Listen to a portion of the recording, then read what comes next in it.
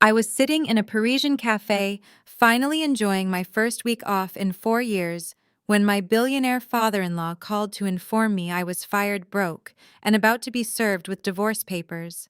He told me my career was over and I had better beg for mercy. I just smiled, took a slow sip of my espresso, and ended the call.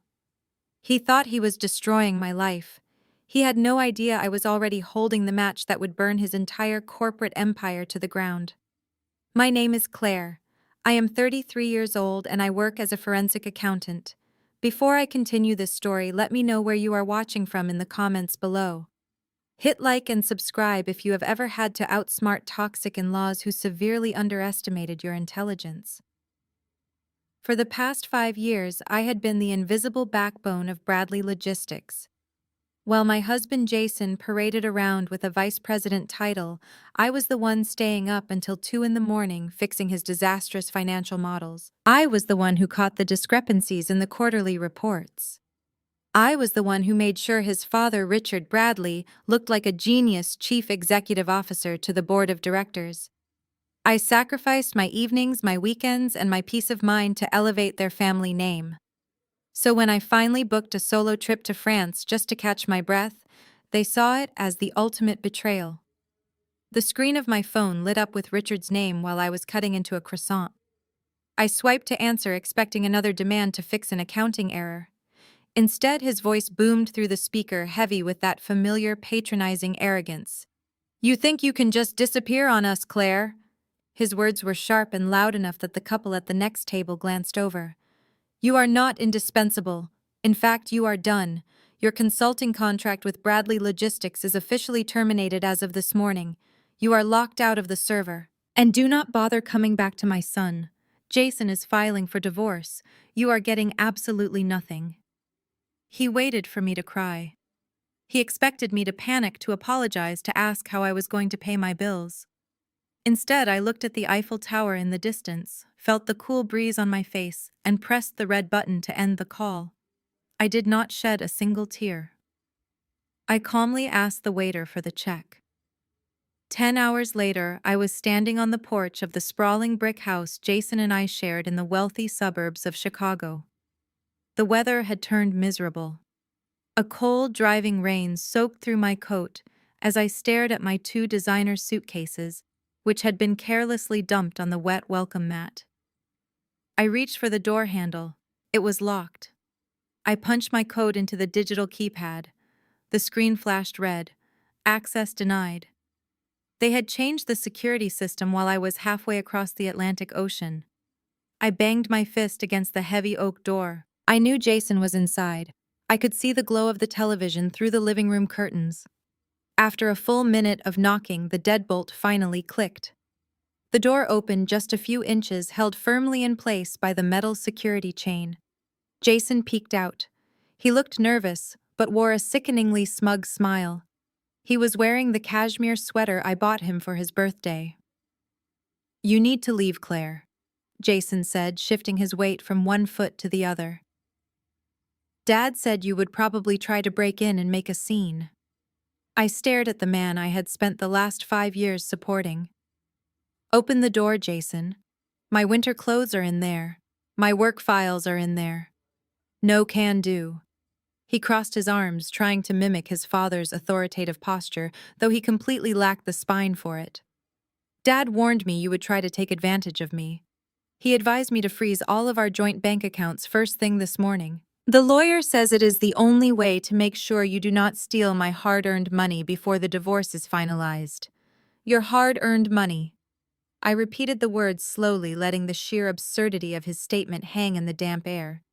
Jason had not earned a single promotion on his own merit. He spent his workdays playing golf with clients and his evenings taking credit for my meticulous financial risk assessments. "Yeah, my money." Jason shot back, his voice rising in false confidence. "You are just a glorified calculator, Claire. You are nothing without my family. The locks are changed. Your cards will decline. Go find a cheap motel." He slammed the door in my face. The heavy thud echoed in the pouring rain. I stood there for a moment, looking at the frozen digital lock. Then I reached into my purse and pulled out my secondary mobile phone. The one Jason did not know existed. The one tied directly to my offshore wealth manager. The rain continued to pour, soaking my hair and ruining my leather boots, but I felt incredibly warm inside. I dialed the secure number and waited for the familiar voice on the other end. Jason thought he had played a masterstroke by freezing our domestic funds. He had no idea that I had spent the entire flight back from Paris preparing for this exact moment. By freezing that specific joint account, Jason had just unknowingly trapped himself in a financial nightmare of his own making. The game was finally on, and I was holding all the winning cards. I was still standing on the slick concrete of the porch, the heavy rain soaking through the shoulders of my wool coat, when the front door unexpectedly swung open a second time. It was not Jason returning to offer a shred of basic human decency. It was his 29-year-old sister, Naomi. Naomi stepped out cautiously, remaining safely under the covered awning to protect her salon blowout. She wore a smug, radiant smile that completely ignored the miserable weather and the fact that I was shivering on the welcome mat. But it was not her expression that caught my immediate attention. Over her left arm, she was casually holding my limited edition Hermes Birkin bag. It was the exact matte black leather bag I had purchased for myself in Milan 2 years prior, a reward for successfully completing a grueling high-stakes corporate audit that had saved their father millions. Naomi noticed my eyes lock onto the bag, and her smile widened. She patted the expensive leather like it was a newly adopted pet.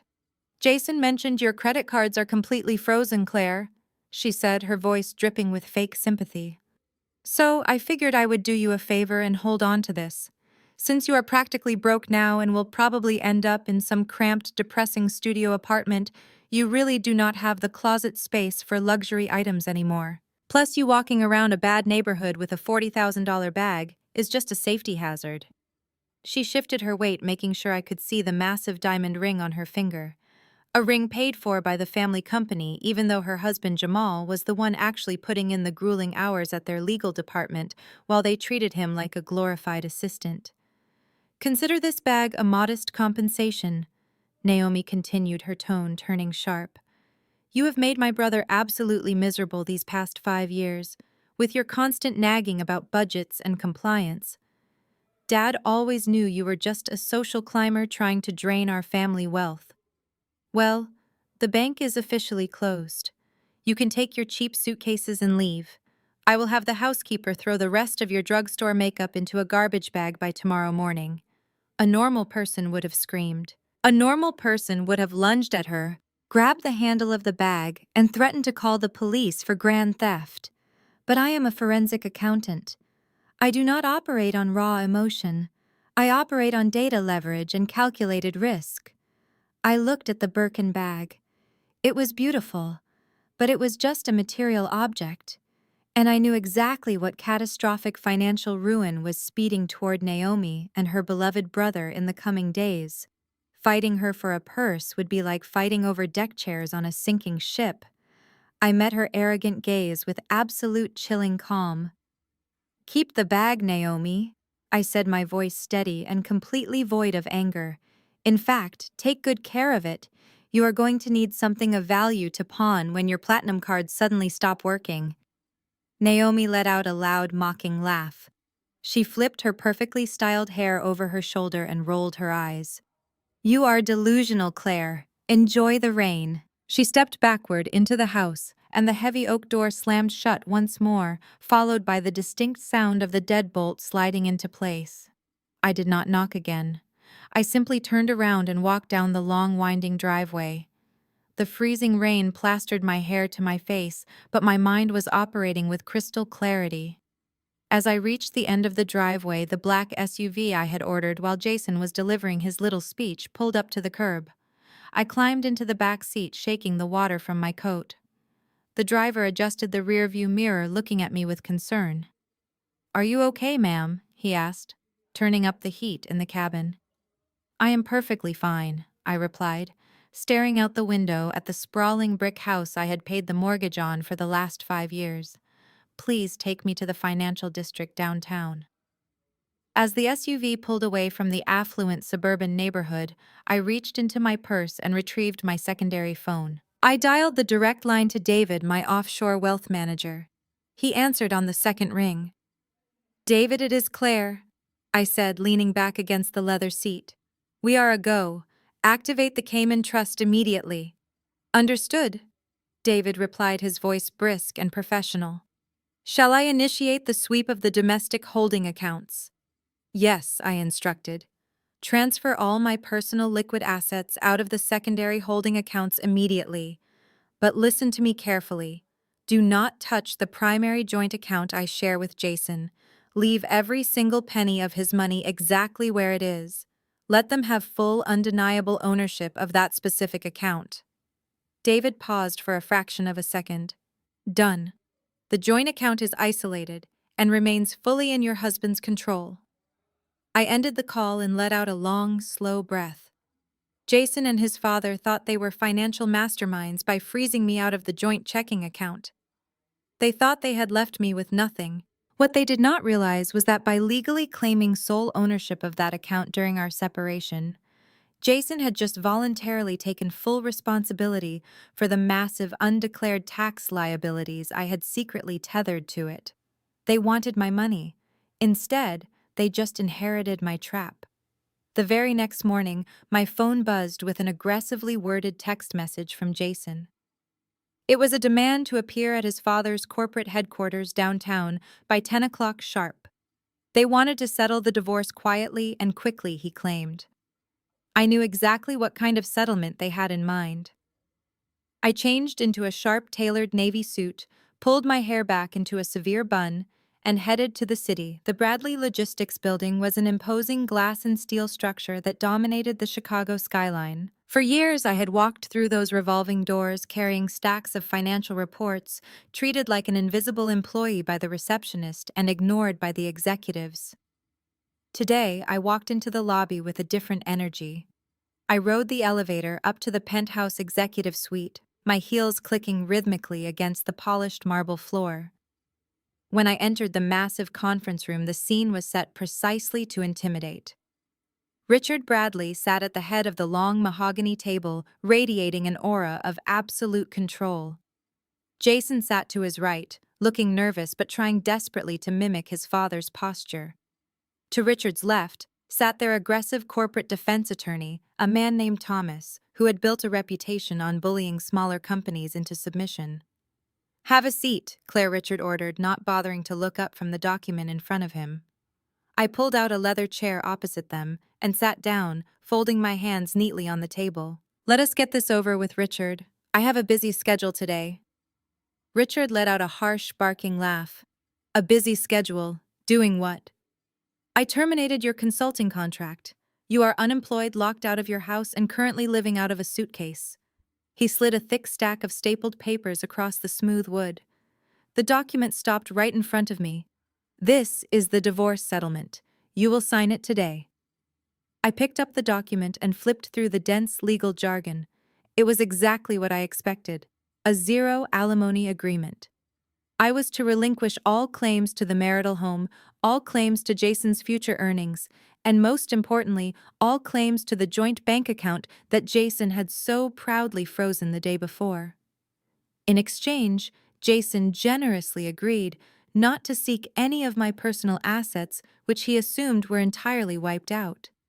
"This is a very generous offer, considering the circumstances," Thomas the lawyer said in a smooth, oily voice. "Jason is willing to walk away cleanly without pursuing any legal action against you for financial misconduct during your time as a consultant for this company." I raised an eyebrow, looking directly at Richard. Financial misconduct. That is a fascinating phrase. Are you referring to the times I stayed up all night, rewriting Jason's disastrous budgets, so the board would not realize your son does not know the difference between revenue and profit? Jason flushed a deep, angry red. "Shut up, Claire. You are just bitter because Dad finally cut you off." Richard slammed his hand flat on the table, silencing his son. "Let me make this crystal clear for you, Claire.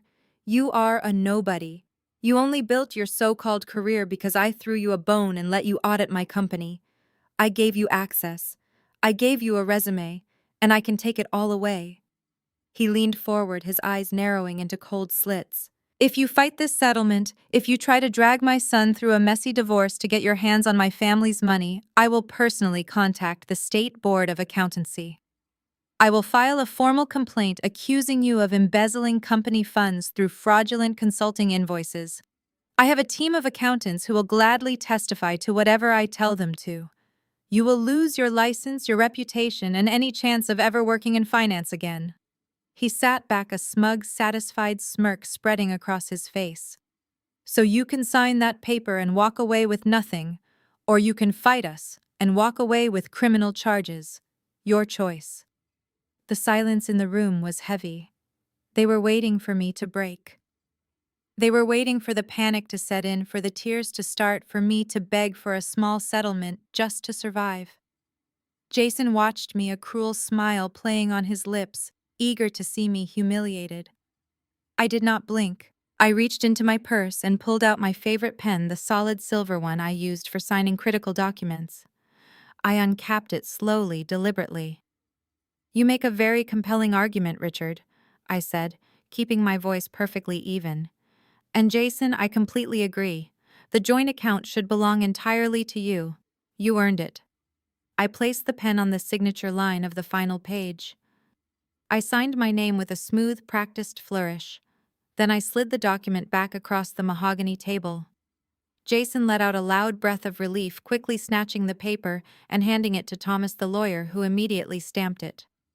Richard looked slightly disappointed that I had folded so quickly, but his arrogance quickly returned. "Smart girl," he sneered. "Now get out of my building." I stood up, smoothing the front of my suit jacket.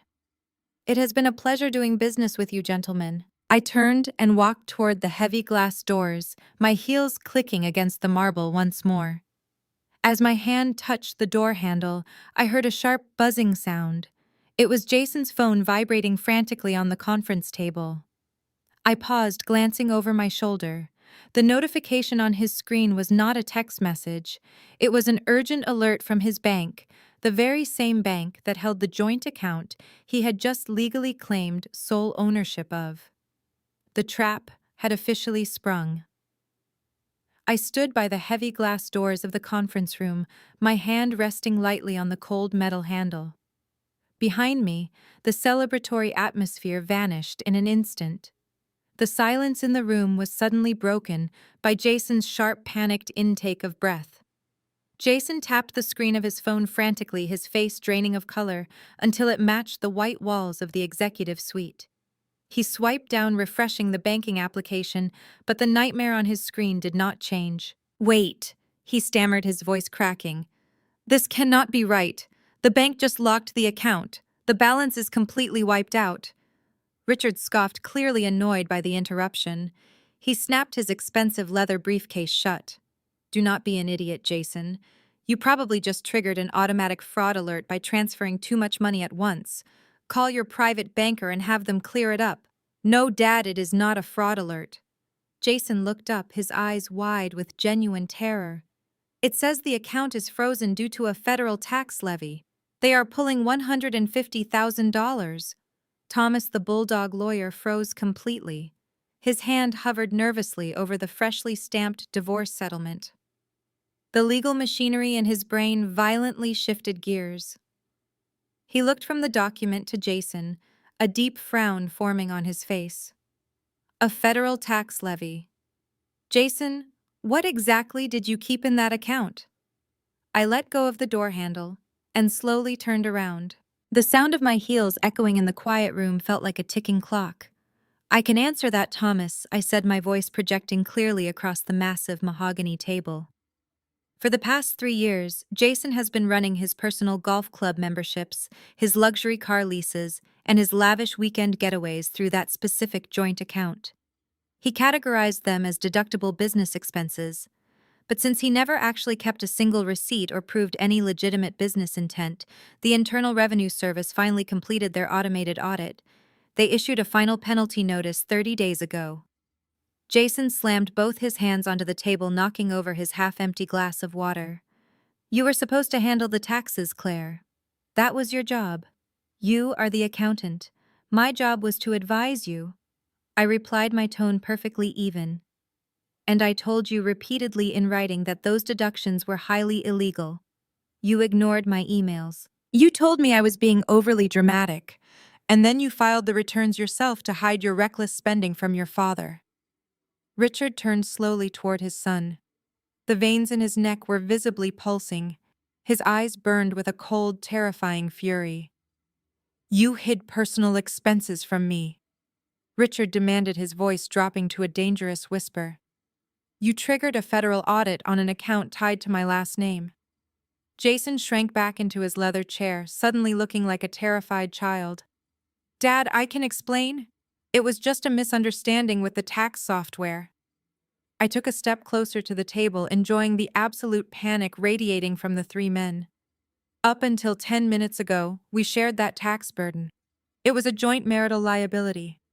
But thanks to Thomas and his brilliantly aggressive zero alimony strategy, Jason just signed a legally binding contract. Section 4, paragraph 2, clearly states that Jason assumes sole ownership of the account and indemnifies me completely from any past, present, or future debts associated with it. Thomas looked down at the freshly signed document, his face turning a sickly shade of gray. He reached out to grab the paper as if he could somehow undo the ink. This agreement was signed under false pretenses, Thomas argued, though his voice lacked its usual intimidating roar. You failed to disclose a massive liability. I smiled warmly at the lawyer. Actually, Thomas, if you check the discovery files I submitted last week, the IRS audit notice is clearly listed on page 42 of the financial appendix. It is not my fault you were too busy trying to strip me of my dignity to read the fine print. You drafted the contract. You rushed the signing. I simply agreed to your exact terms. Jason scrambled out of his chair, pointing a shaking finger at me. You set me up. You knew this was coming today. You have to pay half of this, Claire. You are my wife. Not anymore, I replied, my voice as cold as ice. I looked him dead in the eyes, stripping away every ounce of power he thought he had over me. You wanted all the assets, Jason. The liabilities come with them. Richard did not take defeat lightly. He was a man accustomed to crushing his opponents with overwhelming force, and my calculated move with the IRS levy had publicly humiliated him in front of his own attorney. Within 48 hours of that disastrous meeting in the boardroom, the retaliatory strike arrived. I was sitting in my newly rented, sparsely furnished apartment reviewing the offshore trust documents when my phone began to vibrate violently. It was not a text message from Jason this time. It was a rapid succession of alerts from my professional networking profile and my email inbox. The subject lines were all variations of the same alarmed question. I opened the first email from my managing partner at the accounting firm. Attached was a link to a major financial news blog. The headline screamed across the screen in bold black letters. High-level consultant accused of corporate espionage at Chicago logistics firm. The article was published anonymously, citing highly placed sources within Bradley Logistics. It painted a wildly fabricated story of a disgraced former contractor, conveniently matching my exact description, who had been fired for attempting to steal proprietary client data and funneling it to international competitors. The piece alleged that the contractor had maliciously triggered a false tax audit as an act of desperate revenge after being caught. It was a masterclass in character assassination. Richard had used his deep pockets and extensive media contacts to weave a narrative that completely deflected attention from his son's tax fraud and placed the blame squarely on my shoulders. 10 minutes later, the phone call I was expecting finally came. It was my managing partner. Claire. He began, his voice tight and formal, stripping away years of professional camaraderie. We have seen the article.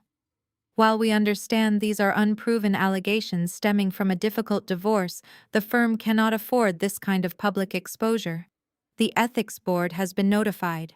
We are placing you on an immediate administrative suspension without pay, pending a full internal investigation.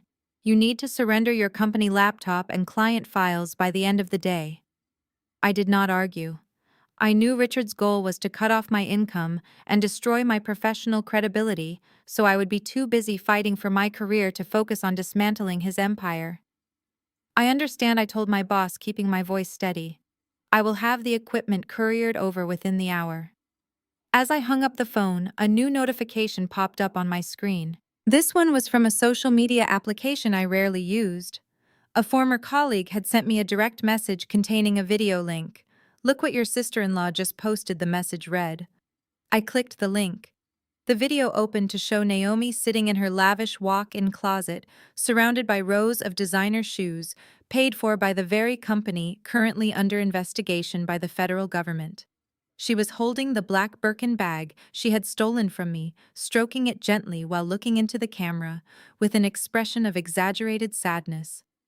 "Hey guys," Naomi started, her voice adopting that perfectly practiced, vulnerable tone she used to manipulate her online followers. "I have been getting a lot of questions about why I have been so quiet lately. My family is going through something incredibly difficult. We recently had to make the painful decision to cut a deeply toxic, thieving family member out of our lives." She sighed dramatically, wiping away an imaginary tear. "It is so hard when you welcome someone into your home, give them everything, and they repay you by trying to destroy your family business out of pure jealousy. But we are staying strong. Remember, guys, protect your peace, and never let anyone take advantage of your generosity." The comment section was a predictable echo chamber of support for Naomi and vicious attacks against the unnamed toxic family member. Naomi was expertly inciting a digital mob, using my stolen property as a prop in her twisted performance of victimhood. They thought they were winning. Richard thought the anonymous article would force me into hiding. Naomi thought her passive-aggressive video would make me feel small and isolated.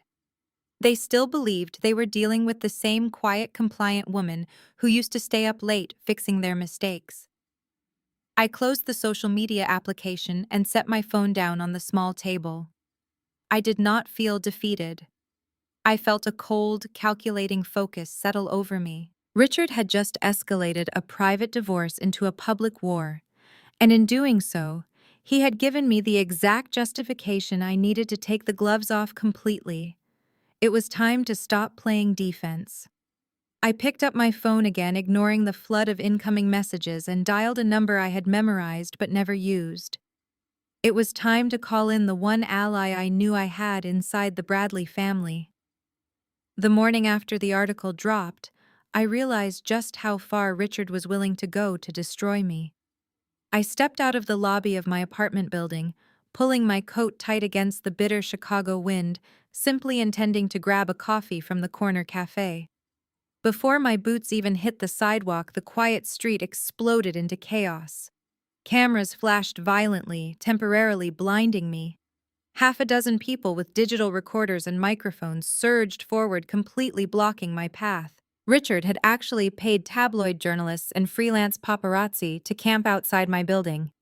"Claire, is it true you stole proprietary data from Bradley Logistics?" a man shouted, shoving a phone directly into my face. "Are you facing federal espionage charges?" a woman yelled over him, grabbing the sleeve of my coat.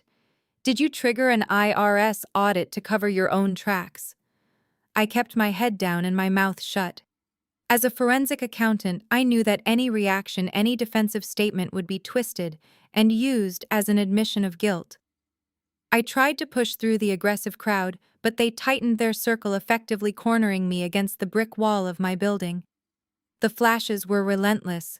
I was trapped, and the panic was slowly starting to set in. Suddenly, the roar of a heavy engine cut through the shouting. A massive black SUV aggressively swerved to the curb, its tires screeching against the asphalt. The vehicle stopped inches from the crowd, scattering the paparazzi. The tinted back door violently swung open. "Get in," a deep, commanding voice barked from the driver's seat. It was Jamal. I did not hesitate for a fraction of a second. I broke through the startled reporters, slid into the leather passenger seat, and slammed the heavy door shut. Jamal slammed his foot on the gas pedal, and the powerful vehicle surged forward, leaving the angry mob choking on our exhaust fumes. We drove in tense, heavy silence for nearly 20 minutes. Jamal kept his eyes glued to the rearview mirror, making sure we were not being followed. He navigated through the dense downtown traffic with practiced precision, eventually turning down a steep concrete ramp. We descended into the gloomy fluorescent-lit depths of a subterranean parking garage beneath the financial district. He drove to the very lowest level parking in a dark corner far away from the elevator banks, and finally killed the engine. The quiet inside the cabin was deafening. I looked over at Jamal. He looked utterly exhausted. The sharp, flawless lines of his tailored suit could not hide the dark circles under his eyes or the rigid tension in his jaw. "Thank you," I said quietly, adjusting my coat. "I did not think Richard would take it to the streets." "Richard is bleeding cash and terrified," Jamal replied, his voice echoing slightly in the confined space of the SUV. "When men like him get scared, they get loud. Your phone call last night told me you were finally ready to stop playing nice." Jamal reached over to his leather briefcase resting on the center console. He unlatched it and pulled out a small, heavy, rectangular object. It was a military-grade encrypted solid-state drive. He held it out to me, the metal gleaming faintly in the dim garage light. "I assume this is what you need to finish the job," he said. I took the drive, feeling its cold weight in my palm. "What exactly is on this, Jamal?" He let out a dark, bitter laugh, running a hand over his face. 3 years of absolute, undeniable fraud. Every single shell company they set up, every offshore wire transfer, every time Richard bought a luxury asset for Naomi and categorized it as a corporate logistics expense. It is all there, unredacted. I looked at him, genuinely stunned by the magnitude of what he was handing me. "Jamal, if Naomi or Richard find out you gave this to me, your marriage is over. You could be implicated. Why are you risking everything for me?" Jamal gripped the steering wheel, his knuckles turning a lighter shade. "Naomi and I have been functionally over for a long time, Claire. You and I are exactly the same to them. We are the outsiders who do all the heavy lifting while they take the credit. Do you know what it is like to be the only black man in that family? Richard parades me around at his elite charity dinners to show his investors how progressive and inclusive his company is. But behind closed doors, he treats me like the hired help." Jamal turned his head, looking me dead in the eye. His expression was a mixture of profound exhaustion and cold, focused anger. "He makes me draft all of his illegal contracts. He uses Jason's name as the primary signatory so he never gets his own hands dirty. And then he has the audacity to tell me I should be grateful a guy like me even has a seat at his table. They think I am just an obedient diversity hire who will quietly do the paperwork. They forgot that the lawyer drafting the contracts is also the one who knows exactly where every single body is buried. Burn them to the ground, Claire." Jamal flipped open his laptop, the pale glow of the screen illuminating the harsh lines of his face in the dark garage. He plugged the encrypted drive into the USB port and quickly typed a complex string of characters. A dense matrix of folders, spreadsheets, and scanned documents immediately populated the screen. "This is the architecture of the Bradley Empire," Jamal said, his voice dropping to a low, intense murmur. "What you see on the surface, the warehouses, the logistics, contracts, the fleet of trucks, that is just the visible tip of the iceberg. The real money moves down here." He clicked open a master spreadsheet titled Project Vanguard. The screen filled with hundreds of transactions, all funneling massive sums of money into obscure foreign-registered holding companies. Richard is not just aggressively avoiding taxes, Claire. He is actively laundering money.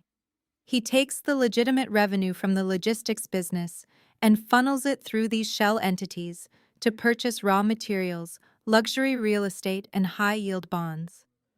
Then he writes off the transfers as operational losses. I leaned closer to the screen, my professional instincts immediately taking over. I had audited Bradley Logistics for 5 years, and I had never seen any of these entities on the official ledger. They were completely invisible to the primary accounting systems. How did he hide this from the board of directors? I asked, scanning the complex web of financial transfers. And more importantly, how did he hide it from me? Jamal let out a humorless chuckle. He hid it from you because he never gave you the actual ledger. He gave you a sanitized secondary set of books that perfectly matched the official bank statements. And he hid it from the board because he never signed a single document associated with these shell companies. Jamal clicked on a scanned PDF file, bringing up a heavily redacted corporate charter for an entity based in the British Virgin Islands. Look at the primary signatory line. I stared at the screen. The signature was sloppy, instantly recognizable, and deeply familiar. It was Jason's signature. My stomach dropped. Jason signed this. Jamal nodded slowly.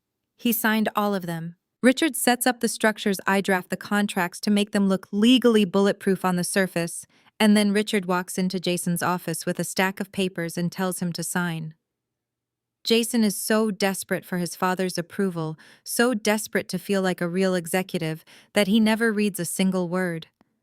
He just signs wherever Richard points. Jamal leaned back against the leather seat, staring blankly out the windshield into the dark garage. I remember a dinner party at their country club a few years ago. Richard had had a few too many scotches. He stood up in front of a table full of investors and mocked my law degree. He called me his discount attorney because I went to a state school instead of the Ivy League. He said I was only useful for pushing paper and keeping his daughter happy. Jamal turned his head, his eyes burning with a quiet, dangerous intensity. He thinks I am stupid, Claire. He thinks I am just grateful for the paycheck. He does not realize that the discount attorney he mocks behind his back has meticulously documented every single piece of paper he ever forced his own son to sign. The realization hit me with the force of a physical blow. Richard had not just been stealing money. He had been systematically building a firewall between himself and federal prison. And that firewall was his own son. Richard is framing him, I whispered, the sheer magnitude of the betrayal sinking in. If the authorities ever investigate these shell companies, the entire paper trail points directly to Jason. Richard walks away completely clean, claiming he had no knowledge of his son's rogue financial activities. Exactly, Jamal confirmed. Jason is the ultimate scapegoat. And Richard was perfectly content to keep playing this game indefinitely. Until you triggered that IRS levy on the joint account. Jamal closed the laptop with a sharp snap. That levy spooked him, Claire. It brought federal eyes dangerously close to his operation. That is why he fired you. That is why he forced the quick divorce. He needs to isolate Jason's financial liabilities immediately and cut all ties with you before you stumble onto the truth. He thought ruining your reputation would keep you quiet and distracted. I sat back in the passenger seat, processing the incredible weapon Jamal had just handed me. Richard thought he had destroyed my career.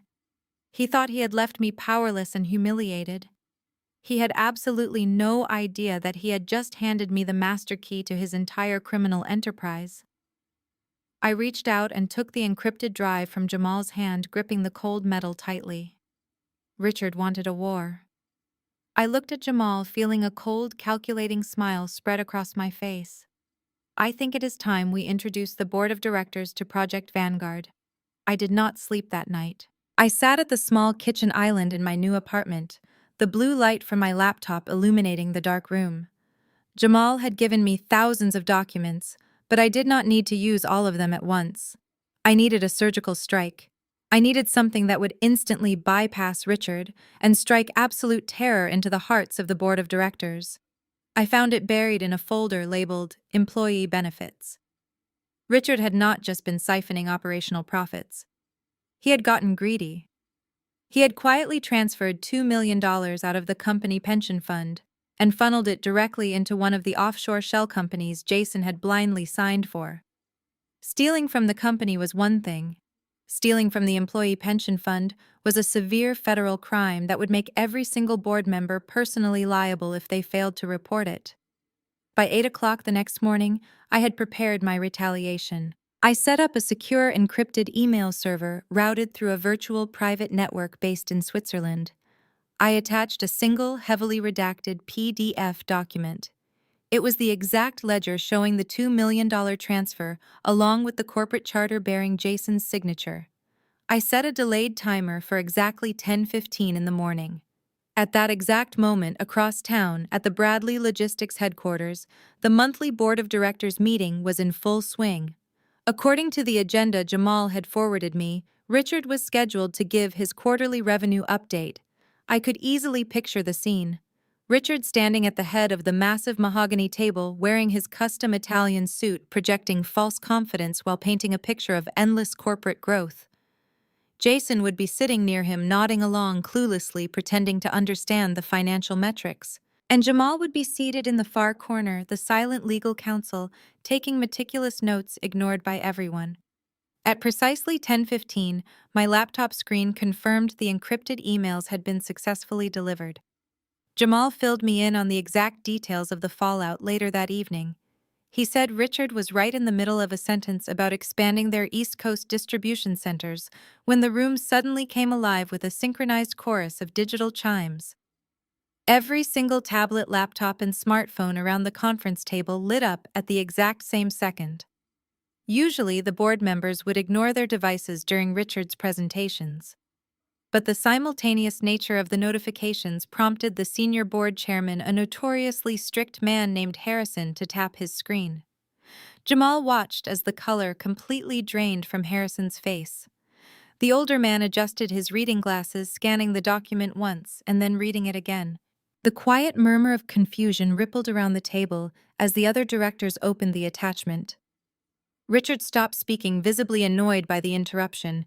He asked if there was a problem with the wireless network. Harrison looked up from his tablet. His eyes locked onto Richard with laser focus. He did not ask a question. He simply turned his screen around so Richard could see the PDF. Harrison demanded to know why there was a $2 million discrepancy in the employee pension fund and why the money had been wired to an offshore holding company registered to his son. The silence that followed was absolute. Jamal said he had never seen Richard look so genuinely terrified.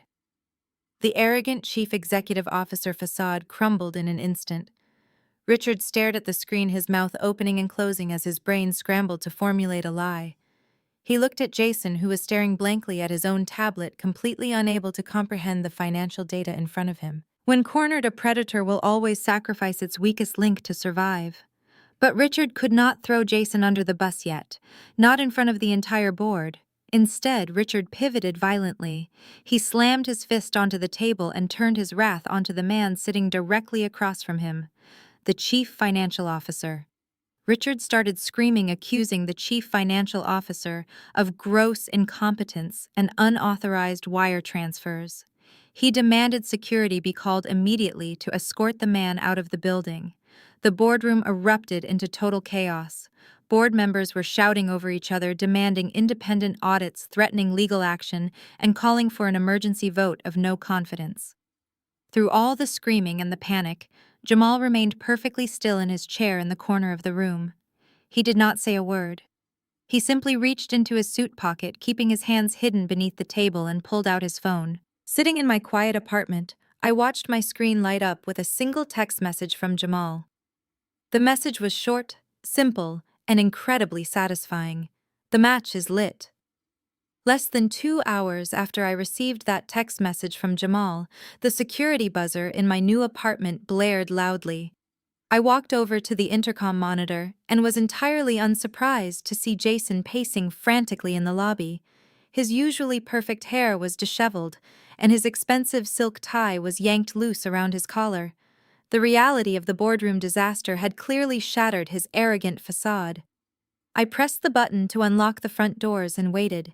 As I heard the elevator chime on my floor, I picked up my phone, opened the voice memo application, and tapped the red record button.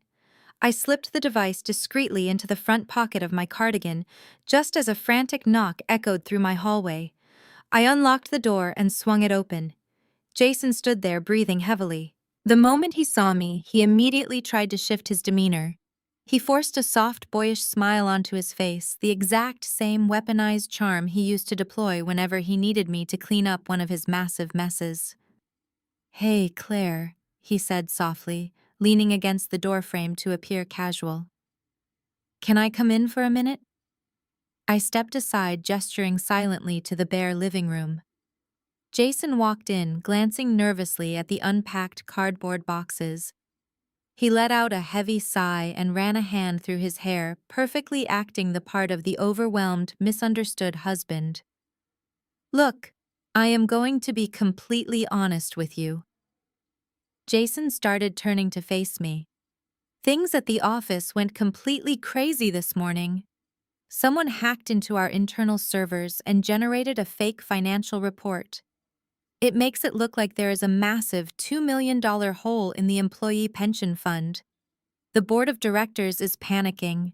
Dad is losing his mind trying to calm them down." I kept my expression entirely neutral. "That sounds like a serious internal security issue, Jason, but I am not sure why you are telling me.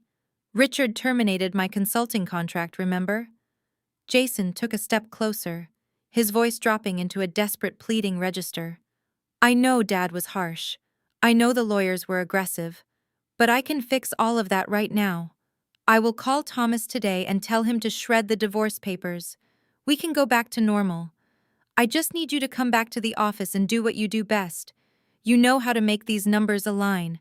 We make a perfect team, Claire.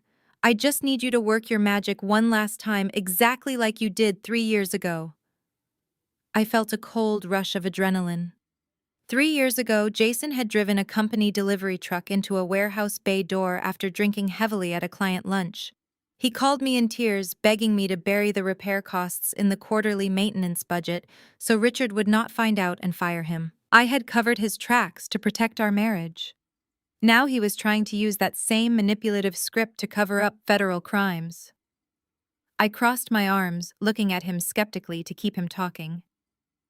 "I cannot just work magic on a $2 million deficit, Jason. Especially not when the missing money is tied to offshore holding companies with your exact signature on the corporate charters. That is not an accounting error, that is federal fraud." Jason waved his hands frantically in the air, his fake charm instantly evaporating into pure panic. "Come on, Claire. You know I do not run those offshore accounts. I do not even know how to set up a shell company. Dad is the one pulling all the strings. He is the one moving the money to the Cayman Islands and the British Virgin Islands. He just puts the legal papers in front of me and orders me to sign them. I never even read the documents.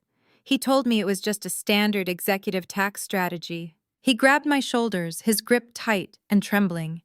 "If you just log into the mainframe and reallocate the pension deficit to our quarterly operational losses, we can cover Dad's tracks before the Securities and Exchange Commission gets involved.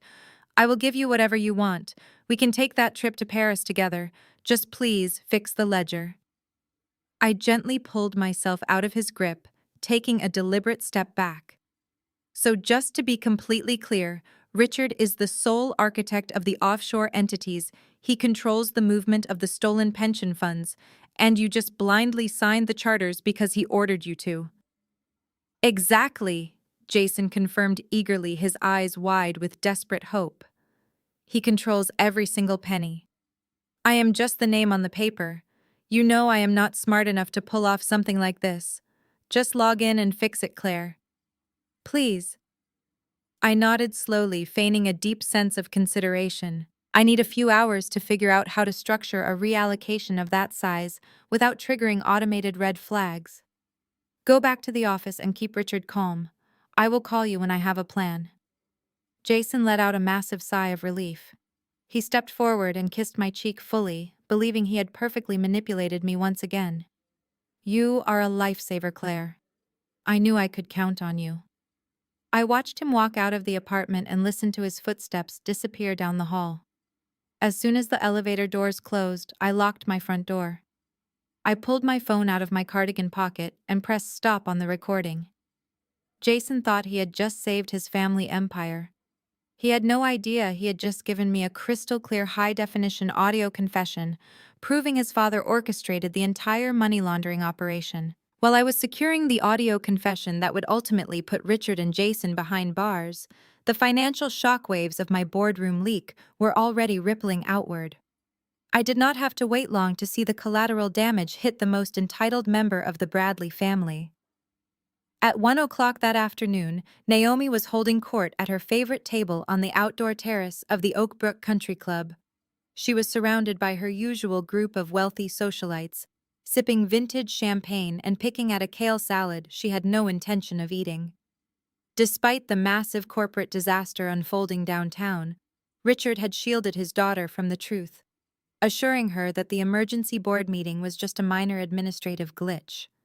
So Naomi carried on with her day blissfully unaware that her entire reality was about to collapse. She was right in the middle of a heavily embellished story about how she had personally kicked me out of the family, loudly bragging to her friends about confiscating my designer bag, when a harsh mechanical grinding noise interrupted the soft classical music playing over the terrace speakers. Naomi frowned, turning her head toward the grand cobblestone entrance of the club. A massive industrial flatbed tow truck had just aggressively bypassed the valet stand and backed up directly in front of the main doors. Its amber lights were flashing brightly, reflecting off the pristine, polished exterior of Naomi's custom white Mercedes G-Wagon. One of her friends lowered her champagne flute, pointing a manicured finger toward the driveway. "Naomi, is that your car?" Naomi stood up, her face flushing with a mixture of confusion and sudden sharp embarrassment. She dropped her linen napkin onto the table and marched quickly through the elegant dining room, her designer heels clicking frantically against the hardwood floor.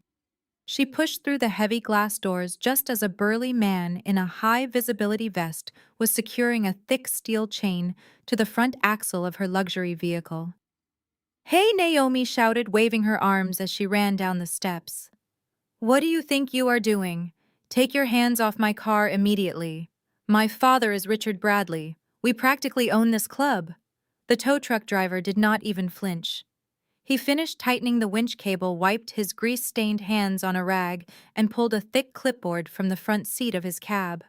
He looked at the license plate, then down at his paperwork. "Are you Naomi Bradley?" the driver asked, his voice entirely devoid of respect or intimidation. "Yes, I am," she snapped, crossing her arms indignantly. "And you are about to lose your job if you do not unhook my vehicle right this second. The valet parked it here 10 minutes ago." The driver sighed and held out a bright yellow legal document. "I am not a parking enforcement officer, lady. I am a recovery agent for the bank. This vehicle is registered to a corporate entity called Vanguard Holdings. As of 9 o'clock this morning, Vanguard Holdings was flagged for emergency asset forfeiture due to a total freeze on all associated financial accounts. The lease is in default, and the bank wants their asset back." Naomi stared at the yellow paper, her brain struggling to process the words. Vanguard Holdings. She had no idea what that was. She only knew that her father handed her the keys to the Mercedes on her birthday and told her the company was covering the payments. "This is a ridiculous mistake," Naomi sneered, her voice trembling slightly, as she noticed a group of wealthy club members gathering near the doors to watch the spectacle. "The account cannot be frozen. I will just pay whatever the balance is right now." She snatched her purse, the very same purse she had mocked me for losing, and pulled out her heavy metal platinum credit card. She shoved it toward the driver. "Run the card. Pay off the entire lease." The driver pulled a mobile card reader from his belt, swiped the metal card, and waited. A loud beep echoed across the driveway. The screen flashed bright red. "Declined." Naomi snatched the card back, her face burning. She pulled out a different card, a corporate expense card tied directly to Bradley Logistics. "Run this one." The driver swiped it. Beep. Declined. Naomi frantically emptied her wallet, trying 3 more cards. Every single one of them flashed red. The whisperings of the country club members grew louder. People were pulling out their phones, taking pictures of the Bradley golden child standing powerless in the driveway. "I do not have time for this," the driver said, stepping up into the cab of his truck. "Have your lawyers call the bank." Naomi watched in absolute paralyzed horror as the hydraulic lift whined loudly. Her beautiful white Mercedes was hoisted into the air and secured to the flatbed. She stood frozen on the cobblestones as the truck drove down the long, oak-lined driveway, taking her prized possession with it. Humiliated and shaking with rage, Naomi ran into the club's locker room, locked herself inside a bathroom stall, and pulled out her phone.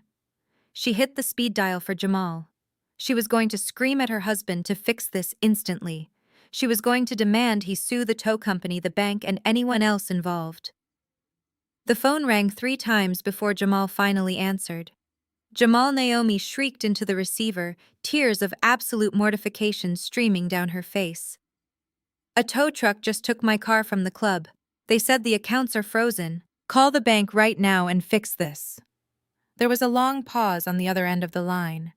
When Jamal finally spoke, his voice was perfectly calm, entirely devoid of the subservience she was used to hearing. "I cannot do that, Naomi." "What do you mean you cannot do that?" she screamed. "You are the corporate lawyer. Fix it." Jamal let out a heavy sigh, the sound of a man who was thoroughly enjoying the chaos around him. "Sorry, honey. The Securities and Exchange Commission just froze the corporate cards. I think you are going to need to call an Uber." While Naomi was standing humiliated in the country club driveway, her father was inside his penthouse office, desperately trying to salvage his crumbling empire. Richard knew the board of directors would not simply forget the $2 million deficit in the pension fund. They were demanding blood. And Richard was more than happy to provide it, as long as it was not his own. Enter Donovan, the chief financial officer, a meticulous man who had worked for Bradley Logistics for 15 years. Donovan was not part of the money laundering scheme. Richard had kept him deliberately in the dark, feeding him the same sanitized numbers he had fed me. But today, Donovan was going to become the ultimate collateral damage. Richard dragged Donovan into the glass-walled conference room, ensuring every mid-level manager in the bullpen could see the spectacle. Richard screamed at the top of his lungs, accusing Donovan of gross negligence, embezzlement, and unauthorized wire transfers.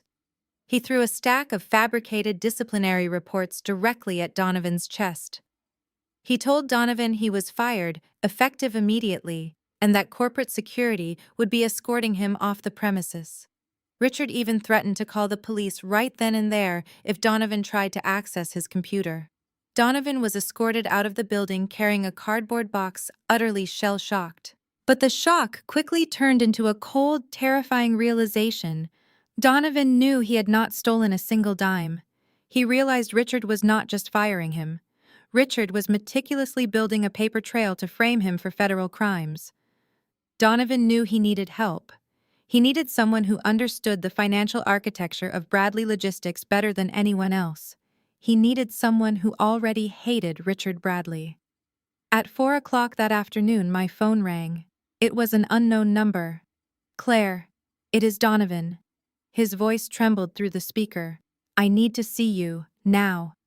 We met an hour later at a dim run-down diner on the outskirts of the city, far away from the polished financial district. Donovan sat in a cracked vinyl booth, clutching a cup of black coffee like it was a lifeline. He looked 10 years older than the last time I saw him. He was sweating through his dress shirt, constantly looking over his shoulder. "He is setting me up!" Claire, Donovan whispered frantically as I slid into the booth across from him. Richard blamed the entire pension deficit on me. He locked me out of the system. "I know the feds are going to be knocking on my door by tomorrow morning. I am looking at 20 years in federal prison for a crime I did not commit." I let him panic for a moment, sipping my water. "I know he is framing you, Donovan. I also know exactly where the money went. I have the corporate charters for the offshore shell companies, and I have audio proof that Richard orchestrated the entire thing." Donovan stared at me, his eyes wide with a mixture of hope and utter disbelief. "You have proof?" "I do," I replied smoothly. "But having proof and legally protecting you are 2 different things. If you walk into a federal prosecutor's office right now, you are just a fired executive pointing fingers at a billionaire. Richard has an army of lawyers. They will bury you. You need airtight internal legal documentation to secure blanket immunity before you ever speak to the authorities. Donovan leaned forward, his hands shaking. Can you get that for me? I pulled a sleek black folder from my bag and laid it on the table. Inside were drafts of the internal legal memos Jamal had secured, proving Richard had deliberately bypassed the finance department for those specific offshore transfers. I have an inside source in the Bradley legal department. He is willing to hand over the metadata, proving you never authorized those transactions. With this, you walk away completely clean. Donovan reached for the folder, but I placed my hand firmly over it. Nothing is free, Donovan, I said, locking eyes with him. I will give you the legal shield you need to stay out of prison.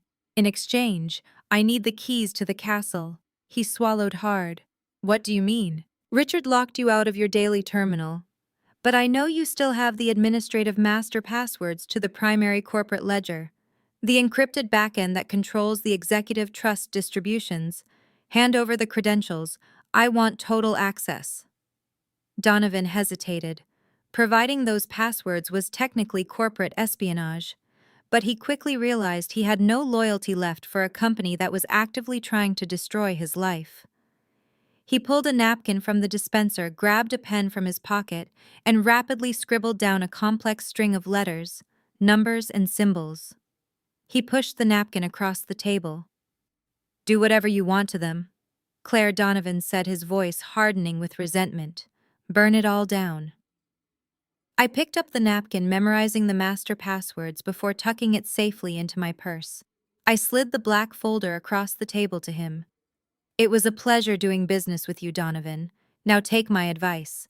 Turn off your phone, drive to a motel, and call a good defense attorney. The fireworks are just getting started. I walked out of the diner and into the cool evening air. With those administrative passwords, Richard could no longer hide behind his firewall. I now had the power to reach directly into his personal wealth. The next step was going to hit him exactly where it hurt the most. I spent the entire night sitting at my kitchen island, logged directly into the Bradley Logistics administrative server. With the master passwords Donovan had written on that diner napkin, the heavily encrypted firewall practically dissolved. I had total unrestricted access to the executive trust distributions, the shadow ledgers, and the true extent of Richard's financial crimes. It was staggering. He had not just stolen $2 million from the pension fund. He had been systematically bleeding the company dry for a decade to fund a lifestyle he could not actually afford. But I also knew Richard was a cornered animal. The board of directors was demanding answers, his chief financial officer was gone, and his daughter's car had just been repossessed. He would not just sit in his penthouse and wait for the inevitable. He would attack blindly and viciously. The next morning, I decided to work from a bustling high-end coffee shop in the heart of the Gold Coast neighborhood. I needed a very public space, anticipating that Richard would try something drastic to regain a sense of control. I sat at a small marble table near the front window, sipping an espresso, casually reviewing the digital files Jamal had sent over. The cafe was packed with affluent professionals, lawyers, and corporate executives. It was the exact demographic Richard cared about impressing. Right at 9:30, the heavy glass door of the cafe swung open. A large, heavily built man in a cheap gray suit walked in. He did not go to the counter to order. He scanned the room, his eyes locking onto me almost instantly. He did not approach quietly. He marched across the tiled floor with heavy, deliberate steps, ensuring he had the attention of everyone in the immediate vicinity. He stopped directly in front of my table and loudly announced my full name. Claire Bradley. He practically shouted, his rough voice cutting easily through the soft jazz playing over the speakers. You have been officially served. He slammed a massive, thick stack of legal documents onto the center of my table. The force of the impact deliberately knocked over my small glass of sparkling water, soaking the edge of my notebook. Several people at the surrounding tables gasped, lowering their coffee cups and turning their heads to watch the drama unfold. The process server stood there with his chest puffed out and a deeply smug look on his face. He had clearly been instructed by Richard to cause a massive scene and humiliate me in public. I did not flinch. I did not gasp. I slowly moved my laptop away from the spilled water, picked up a fresh napkin, and calmly wiped the marble table clean. Only then did I pick up the heavy stack of paper. The cover page was printed with the bold, aggressive letterhead of Thomas Richard's bulldog attorney. It was a civil lawsuit. Richard was suing me for $5 million. I flipped through the first few pages, quickly scanning the ridiculous legal jargon. The lawsuit claimed defamation, corporate sabotage, and tortious interference. Richard was alleging that I was a disgruntled, emotionally unstable former contractor who had maliciously fabricated the pension deficit documents and leaked them to the board of directors simply to destroy his flawless reputation after a bitter divorce. It was a classic, desperate Richard maneuver.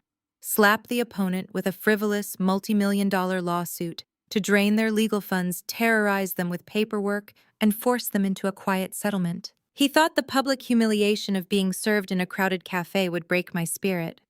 He wanted me to panic. He wanted me to call Jason, crying, begging them to drop the lawsuit if I promised to stay quiet. I looked up at the process server.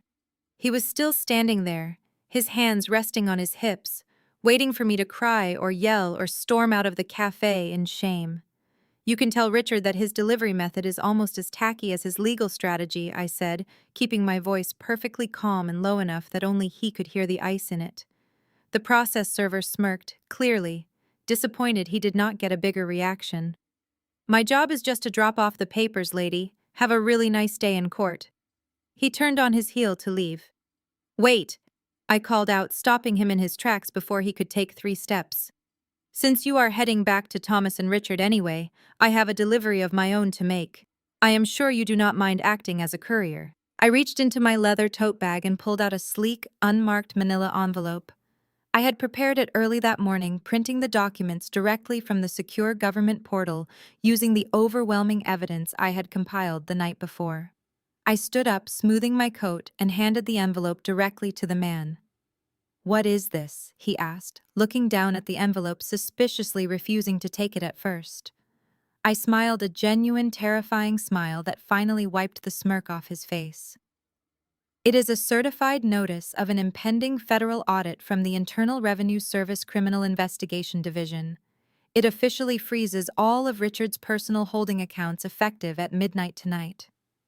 Tell him the $5 million civil lawsuit is incredibly cute, but he might want to save his remaining cash for a federal criminal defense attorney."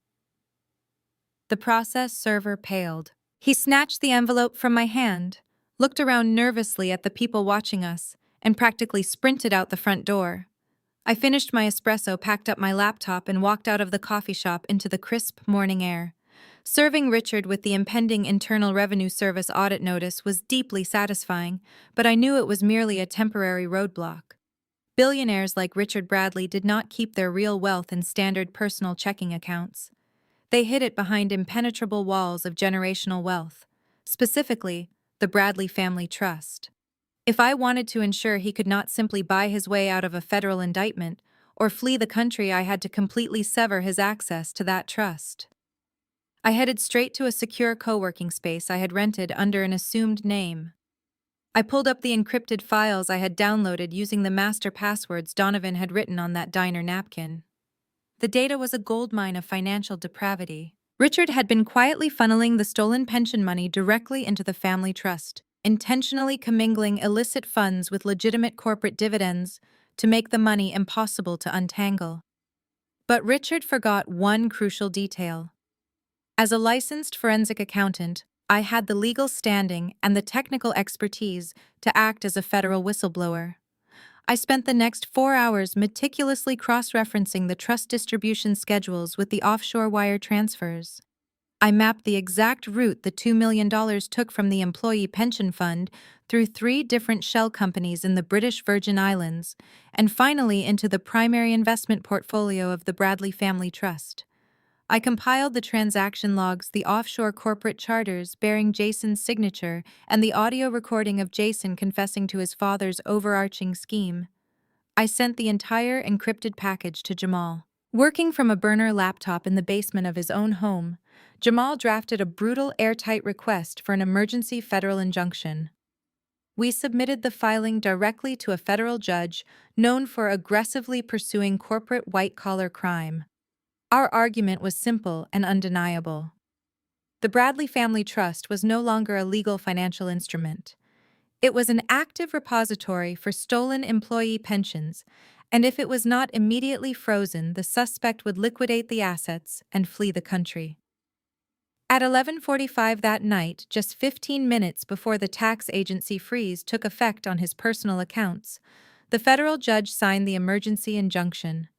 The trap did not just snap shut, it welded itself closed. Richard did exactly what a guilty, terrified man does when the walls close in. He ran. At 2 o'clock in the morning, a sleek black town car pulled up to the private aviation terminal at Chicago O'Hare International Airport. Richard burst through the heavy glass doors carrying a single leather duffel bag. He looked frantic, his usual perfectly tailored suit swapped for a dark cashmere sweater and slacks. He marched straight up to the mahogany concierge desk of an elite private charter company. The attendant working the night shift looked up, offering a polite practice smile. Richard did not return the greeting. He slammed his leather bag onto the polished wood counter. He demanded the immediate preparation of a long-range Gulfstream jet. He wanted a direct flight to Monaco, a luxury haven notoriously uncooperative with American extradition requests. He told the attendant he needed to be in the air within the hour. The attendant, accustomed to the highly demanding nature of ultra-wealthy clients, simply nodded and asked for a form of payment to secure the international charter, which cost upwards of $200,000. Richard pulled a heavy, solid metal black card from his wallet and tossed it onto the desk. It was the ultimate status symbol, an exclusive card tied directly to the infinite financial reserves of the Bradley Family Trust. The attendant picked it up, inserted the heavy metal into the discreet card terminal, and waited. A few seconds passed in the quiet, empty lobby. The machine let out a sharp, negative beep. A red light flashed on the digital screen. The attendant frowned, pulling the card out and trying again. He swiped the magnetic stripe this time.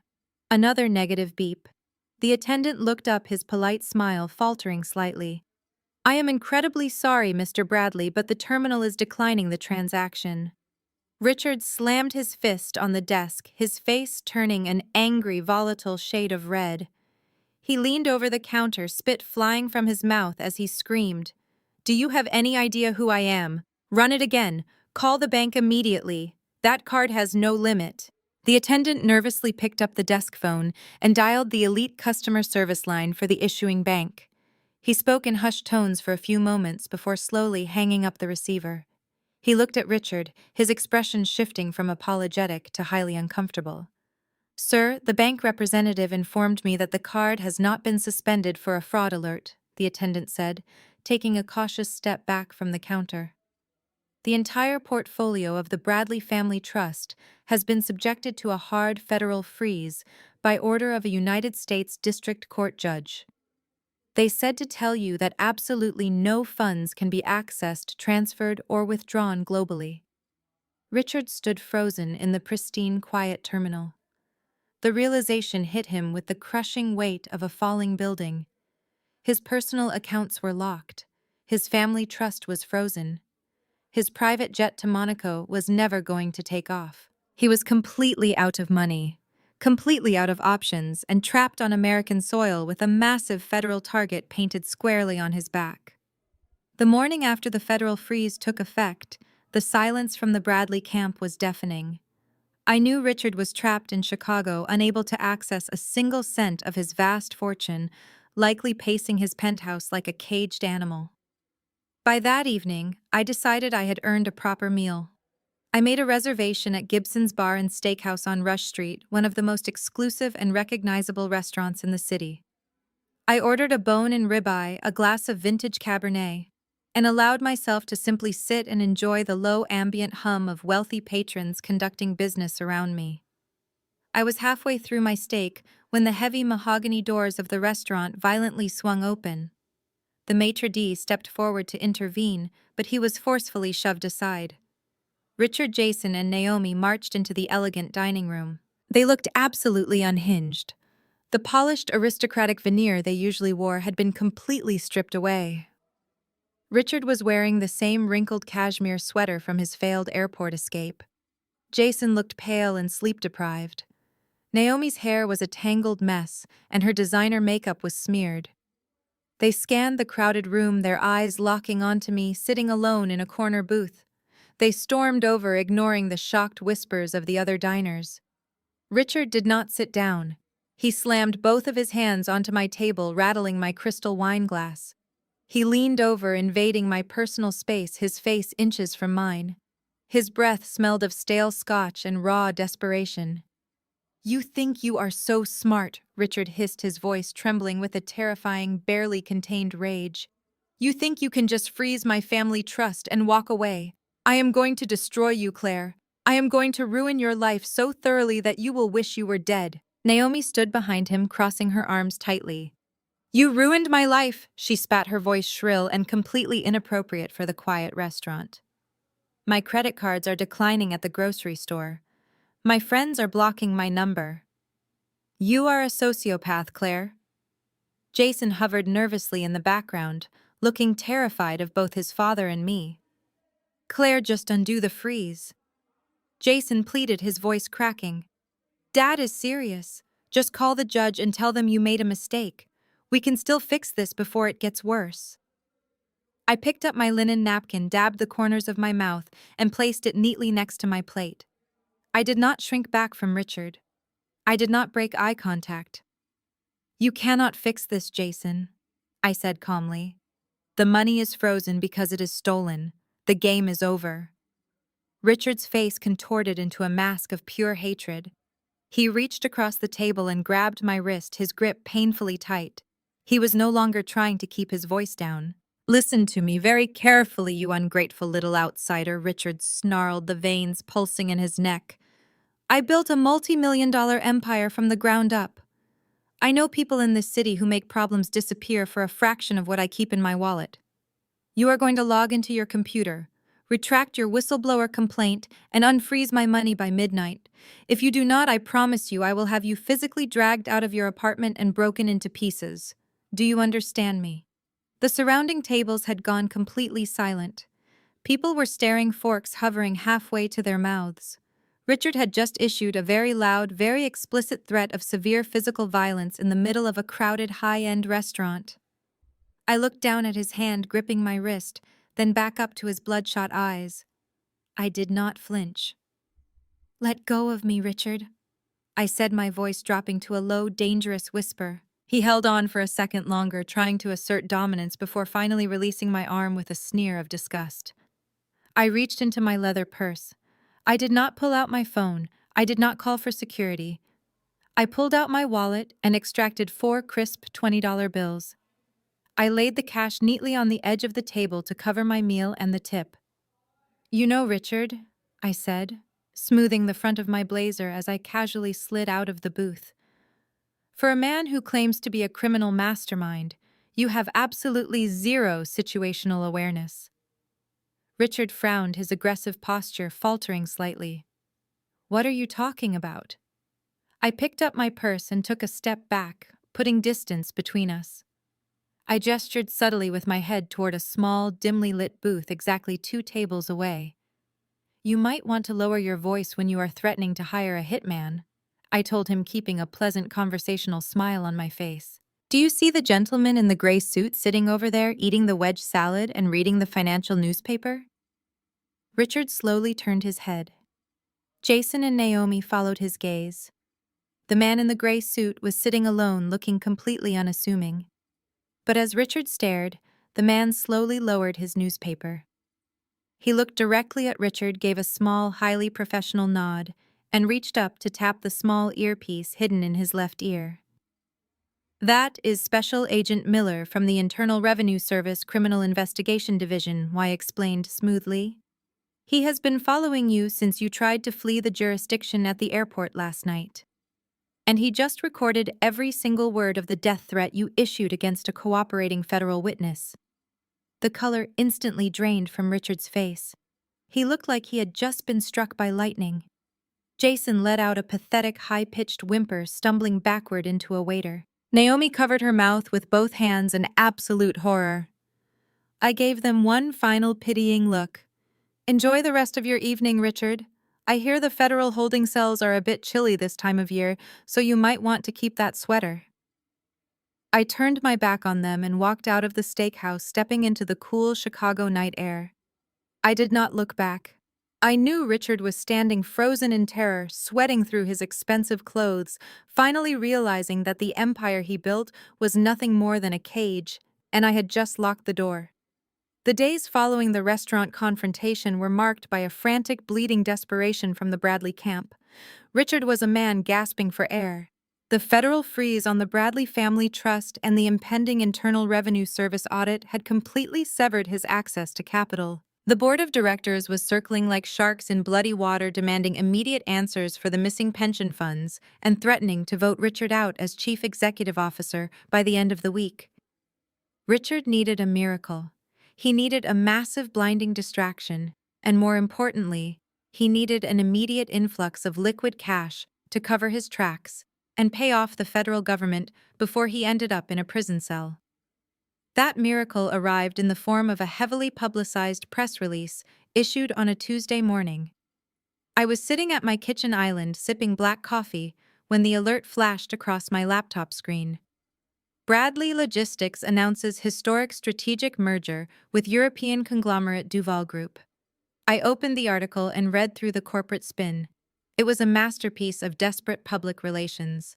Richard had somehow convinced the board that the company was not in a death spiral. Instead, he painted the current financial instability as a temporary restructuring phase necessary to accommodate a massive multi-billion-dollar merger with Duval Group, a ruthless French logistics giant. According to the press release, Duval Group was injecting an unprecedented amount of capital into Bradley Logistics, effectively saving the pension fund and securing the future of the company. Richard was betting everything on this single transaction. He believed that the upfront cash from the French conglomerate would allow him to quietly settle his federal tax debts, unfreeze his trust, and restore his untouchable status. To sell the illusion of absolute prosperity, Richard went completely overboard. He announced that the official signing of the merger documents would not take place in a boring corporate boardroom. Instead, he scheduled a lavish, over-the-top black-tie gala at the Ritz-Carlton Ballroom for the upcoming Saturday night. He invited the entire board of directors, the local media major investors, and the Chicago elite. It was a calculated theatrical performance. Richard wanted to stand under the crystal chandeliers, shake hands with the French executives, and prove to everyone that he was still the undisputed king of the city.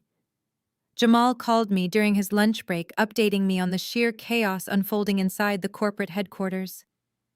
"Richard is out of his mind, Claire," Jamal said, his voice low as he spoke from a secure stairwell. "He is using the last remaining drops of the operational budget to pay for this gala. He ordered ice sculptures, imported caviar, and a live orchestra. He is walking around the office telling everyone that the French are going to make us all richer than we ever imagined. He actually believes he has outsmarted the feds." I smiled, looking at the spreadsheet open on my screen. "Let him buy the caviar, Jamal. He is going to need a good final meal." While Richard was busy planning his grand theatrical rescue, Jason was busy doing what Jason did best: taking credit for work he had absolutely nothing to do with.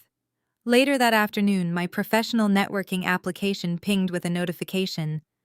Jason had just published a massive self-congratulatory post on LinkedIn. I clicked on his profile and could barely contain my laughter as I read his words.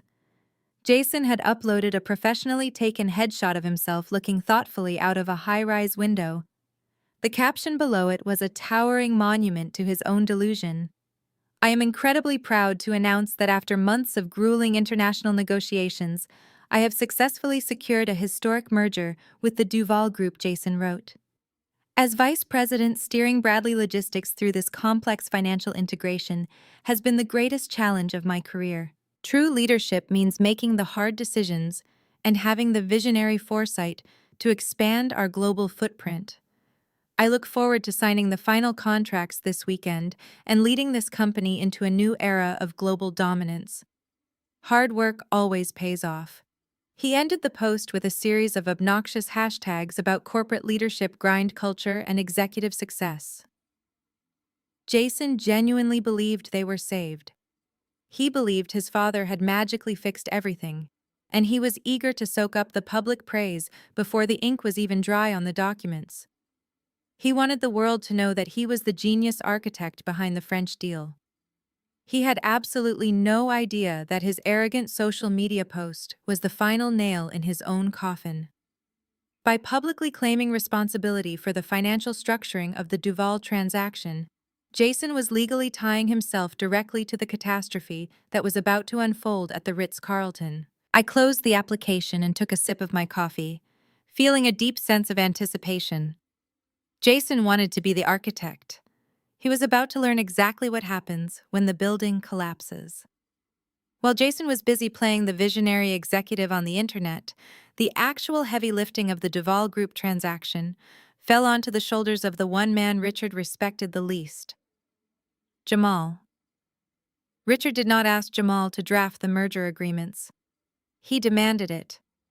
It happened on a Wednesday evening long after the rest of the corporate staff had gone home. Jamal was sitting in his cramped, windowless office on the fourth floor, a physical space that stood in stark contrast to Jason's sprawling penthouse suite. The door violently swung open and Richard marched in, dropping a massive heavy binder onto the center of Jamal's desk. Richard quickly outlined the parameters of the assignment. He needed the final disclosure schedules and the binding merger contracts drafted for the French executives by Friday morning. But there was a massive, incredibly dangerous catch. Richard leaned over the desk, his voice dropping into a low, conspiratorial whisper. He explicitly instructed Jamal to completely omit the $2 million pension deficit from the liabilities column. Furthermore, he ordered Jamal to scrub any mention of the recently frozen family trust, the active Internal Revenue Service levy, and the impending federal audit. Jamal sat perfectly still, listening to the demands. As a corporate attorney, he knew exactly what Richard was asking him to do. This was no longer just internal corporate embezzlement or creative accounting. Intentionally omitting material financial liabilities on an official merger document destined for an international conglomerate was textbook federal wire fraud. It was a severe, undeniable violation of the Securities Exchange Act. By officially transmitting these altered documents to the French executives, Richard would be committing a high-level felony, carrying a mandatory minimum sentence that would ensure he died in a federal penitentiary. A lesser lawyer would have panicked. A loyal son-in-law would have warned Richard of the catastrophic legal exposure. Jamal did neither. He did not argue. He did not point out the blatant, staggering illegality of the request. He simply nodded his head, pulled his keyboard closer, and went to work. Jamal spent the next 48 hours meticulously drafting the most beautiful, structurally flawless piece of corporate fraud in the history of Chicago business. He used airtight, highly sophisticated legal terminology to seamlessly mask the gaping holes in the financial disclosures. He created a document that looked completely legitimate to the untrained eye, but was fundamentally a signed, legally binding confession of international fraud. More importantly, Jamal structured the signature blocks to ensure that both Richard as chief executive officer and Jason as vice president would have to physically sign every single page of the fraudulent disclosures. Friday morning finally arrived. Jamal printed the final contracts on heavy, watermarked bond paper, placed them in a pristine leather folder, and carried them up to the executive suite. Richard was sitting behind his massive mahogany desk, aggressive stress radiating from his every movement. He practically snatched the folder from Jamal's hands and began scanning the pages. When he reached the liability disclosures, he paused. He read the section twice, running his finger down the columns, verifying that the massive pension deficit and the federal investigations had been completely erased from existence. A massive, deeply relieved smile broke across Richard's face. The tension in his shoulders vanished. He stood up, walked around the heavy desk and did something he had never done in the entire time Jamal had been married to his daughter. He placed a heavy hand on Jamal's shoulder and gave it a firm, aggressively patronizing squeeze. "See, Jamal Richard," said his voice dripping with arrogant satisfaction. "This is exactly what I expect from my legal counsel. You finally stopped overthinking everything and just got the job done. You are finally earning your keep around here." Jamal looked at the man who had spent years treating him like an obedient servant. He looked at the hand resting on his shoulder, the hand of a man who was blindly walking into a federal trap of his own absolute design. Jamal did not flinch. He did not break eye contact. He just offered a polite, deferential smile. "I am just doing my job, Richard," Jamal replied smoothly. "I am happy to help secure the future of this family." Richard took his hand away and turned back to his desk, completely dismissing Jamal from his presence without another thought. He carefully placed the fraudulent contracts into his expensive briefcase, ready to present them at the gala the following night. Jamal walked out of the penthouse suite and took the elevator down to the underground parking garage. As soon as the heavy metal doors closed, he pulled out his encrypted phone. He had recorded the entire interaction. He had saved the original emails containing Richard's illegal instructions, and he had securely backed up the digital metadata, proving he drafted the documents under direct duress from the chief executive officer. He drafted a quick, secure text message to me. "The bait is in the briefcase. He is bringing the wire fraud directly to the Ritz-Carlton." I was sitting in my apartment carefully reviewing the seating chart for the upcoming gala when the message came through on my screen. I smiled, feeling the final lethal pieces of the board snapping perfectly into place. Richard and Jason thought they had manufactured their own brilliant salvation. In reality, Jamal had just handed them the exact weapon they were going to use to destroy themselves. With the trap for the gala perfectly set by Jamal, I allowed myself a brief moment to breathe. The massive corporate destruction of Bradley Logistics was now entirely out of my hands and moving forward on its own unavoidable momentum. But there was still one personal loose end I needed to investigate. I decided to finally unpack the single cardboard box of electronics and loose paperwork I had managed to salvage from my old office. At the very bottom of the box, buried under a tangle of charging cables, was an older generation tablet. Jason had given it to me 2 years ago to read digital books when we went on vacation, but I had not used it in months. I plugged it into the kitchen wall outlet to see if it still held a charge. The screen flickered to life. Almost immediately, a relentless cascade of digital notifications flooded the display. The tablet chimed violently for 2 solid minutes as it connected to the wireless network. Jason, in his infinite arrogance and staggering technological incompetence, had never unlinked his primary cloud account from this specific shared device. I sat down at the kitchen counter, poured myself a glass of water, and watched Jason's entire private life synchronize in real time. Text messages, emails, digital banking receipts, and calendar events populated the screen in chronological order. I opened the messaging application first. The most active thread was not from Richard, and it was not from a business client. It was from a contact saved simply as my love. I scrolled through the messages, reading months of pathetic romantic cliches and secret travel plans. Her name was Madison. But the sheer reality of his infidelity was not the most shocking part of my discovery. It was the financial digital trail accompanying it. Jason had been funding Madison's entire luxury lifestyle. I opened the synced email application and found the digital receipts. He was paying her rent for a high-rise luxury condo in the Gold Coast neighborhood. He was buying her expensive dinners and designer shoes. And worse, he had been paying for all of it by draining a secondary emergency line of credit attached entirely to my Social Security number. It was an account that had eventually been locked in the legal crossfire of our separation, but not before Jason had managed to max out the credit limit to keep his mistress living in absolute comfort.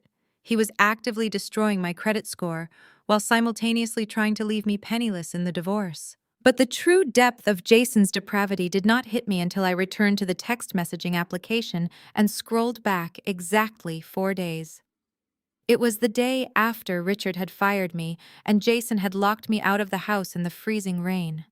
Madison had sent a photo. I tapped the image to enlarge it on the screen. It was a close-up shot of her left hand resting on a white tablecloth, holding a glass of expensive champagne. The text message underneath the photo read, "A million times yes to my future husband." I stared at the ring on her finger, and my blood ran absolutely cold. It was not a generic diamond purchased from a high-end jeweler downtown. It was an antique platinum-set sapphire, surrounded by a halo of crushed vintage diamonds.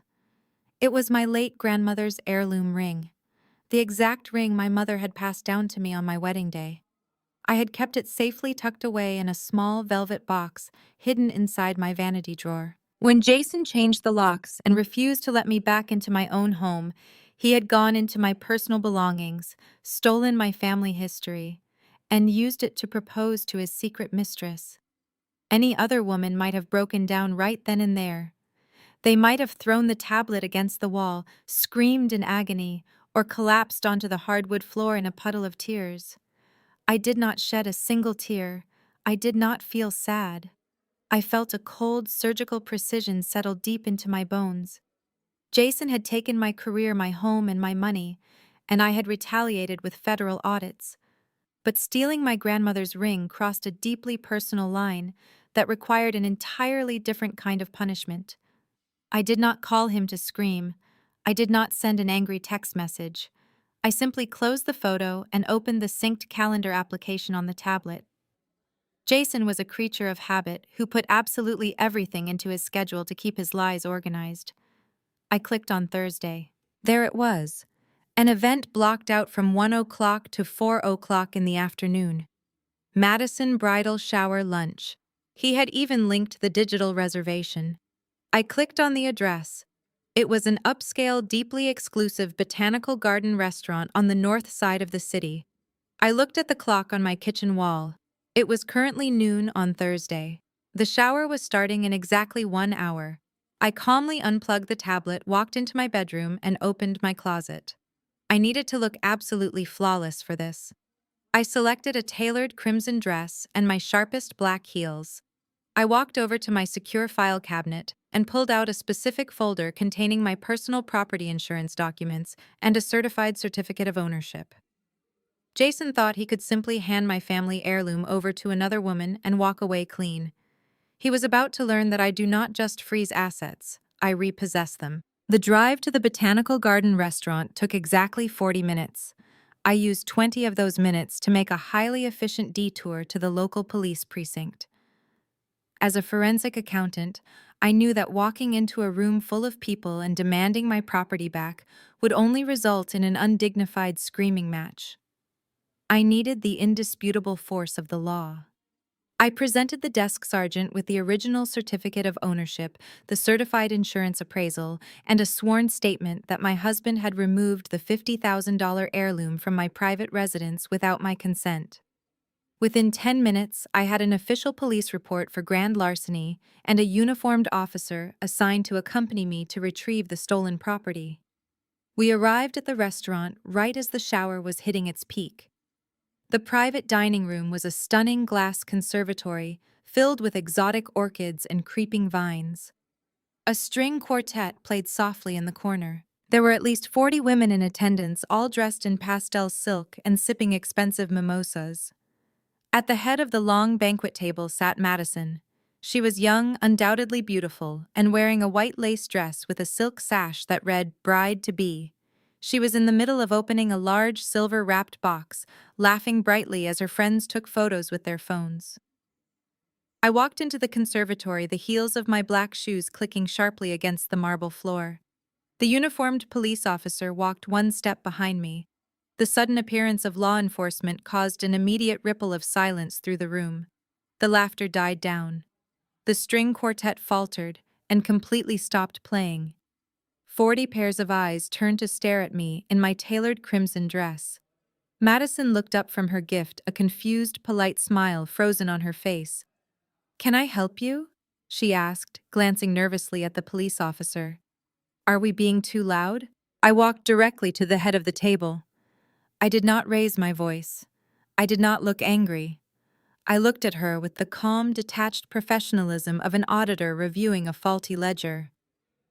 "My name is Claire Bradley," I said, my voice carrying clearly across the silent room. "I am Jason Bradley's wife." A collective audible gasp echoed around the table. Madison's face drained of all color. She dropped the silver ribbon she was holding. "What are you talking about?" she stammered, her eyes darting frantically around the room. "Jason is divorced. He showed me the finalized papers." I offered a small, pitying smile. "Jason shows people a lot of things that are not real, Madison.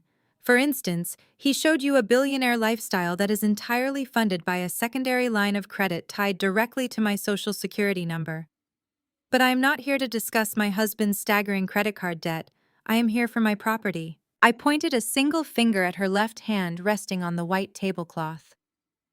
"That ring on your finger is an antique sapphire surrounded by vintage diamonds.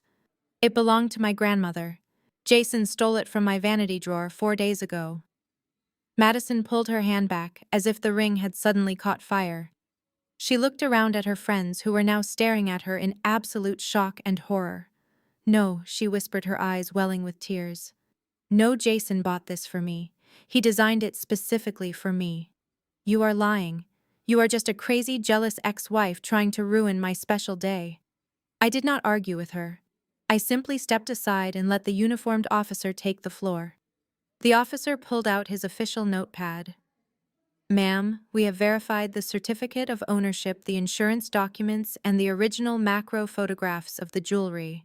The item on your finger has been officially reported as stolen property in a grand larceny case against Jason Bradley. You have 2 options right now. You can take the ring off and hand it over to its legal owner, or I can arrest you for possession of stolen property, and we can sort this out down at the precinct." The silence in the conservatory was absolute and completely suffocating. Madison's mother, sitting to her right, put a hand over her mouth and began to quietly sob into a napkin. Madison looked down at the beautiful sapphire, the tears finally spilling over her eyelashes and ruining her perfect makeup. Her hands shook violently as she reached across, grabbed the platinum band, and slowly pulled it over her knuckle. She held it out to me, looking entirely broken and humiliated in front of every person she cared about. I took the ring, feeling the familiar comforting weight of the platinum in my palm, and dropped it into my purse. "Thank you, Madison," I said softly. "And just a piece of friendly advice from someone who has known him for a very long time. You might want to cancel the wedding caterer. Jason's bank accounts were seized by the federal government at midnight last night, and he is likely going to be indicted for wire fraud by the end of the week. You are not marrying a billionaire. You are marrying a soon-to-be federal inmate."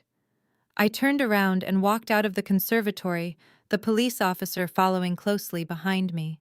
I left behind a room full of devastated high society women and the absolute unrecoverable ruins of Jason's entire reputation. While the high society of Chicago was gossiping about the spectacular implosion of Jason's engagement, a much quieter, far more lethal catastrophe was unfolding inside the glass walls of Bradley Logistics. It was Friday morning, just 36 hours before the Grand Ritz-Carlton Gala. I was sitting at my kitchen island monitoring the digital ripples of the impending collapse when Jamal called me from a burner phone. "The rats are abandoning the ship," Jamal said, his voice low and steady. Harrison just handed in his official letter of resignation. Harrison was the senior chairman of the board, the man who had demanded answers when I leaked the pension deficit documents during their meeting.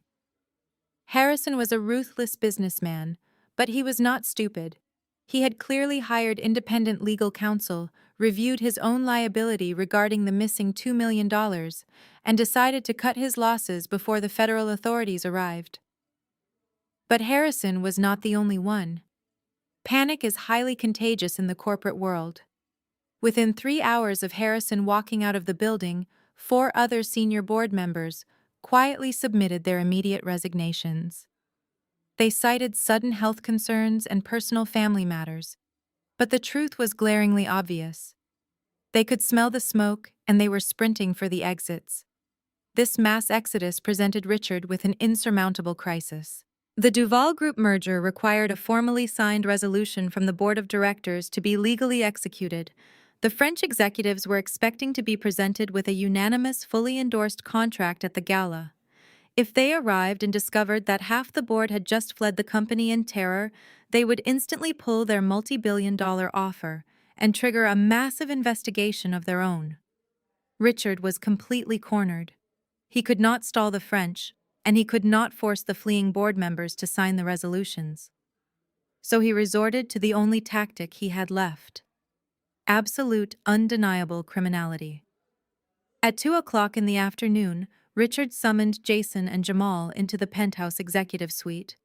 He locked the heavy mahogany doors and pulled the blinds shut. Jamal stood quietly near the expensive leather sofa, holding the master binder of merger documents he had drafted, while Jason stood nervously in front of his father's desk. Jason looked like a walking ghost. The loss of his mistress, the humiliation of the bridal shower, and the freezing of his assets had completely hollowed him out. Richard did not waste time with pleasantries.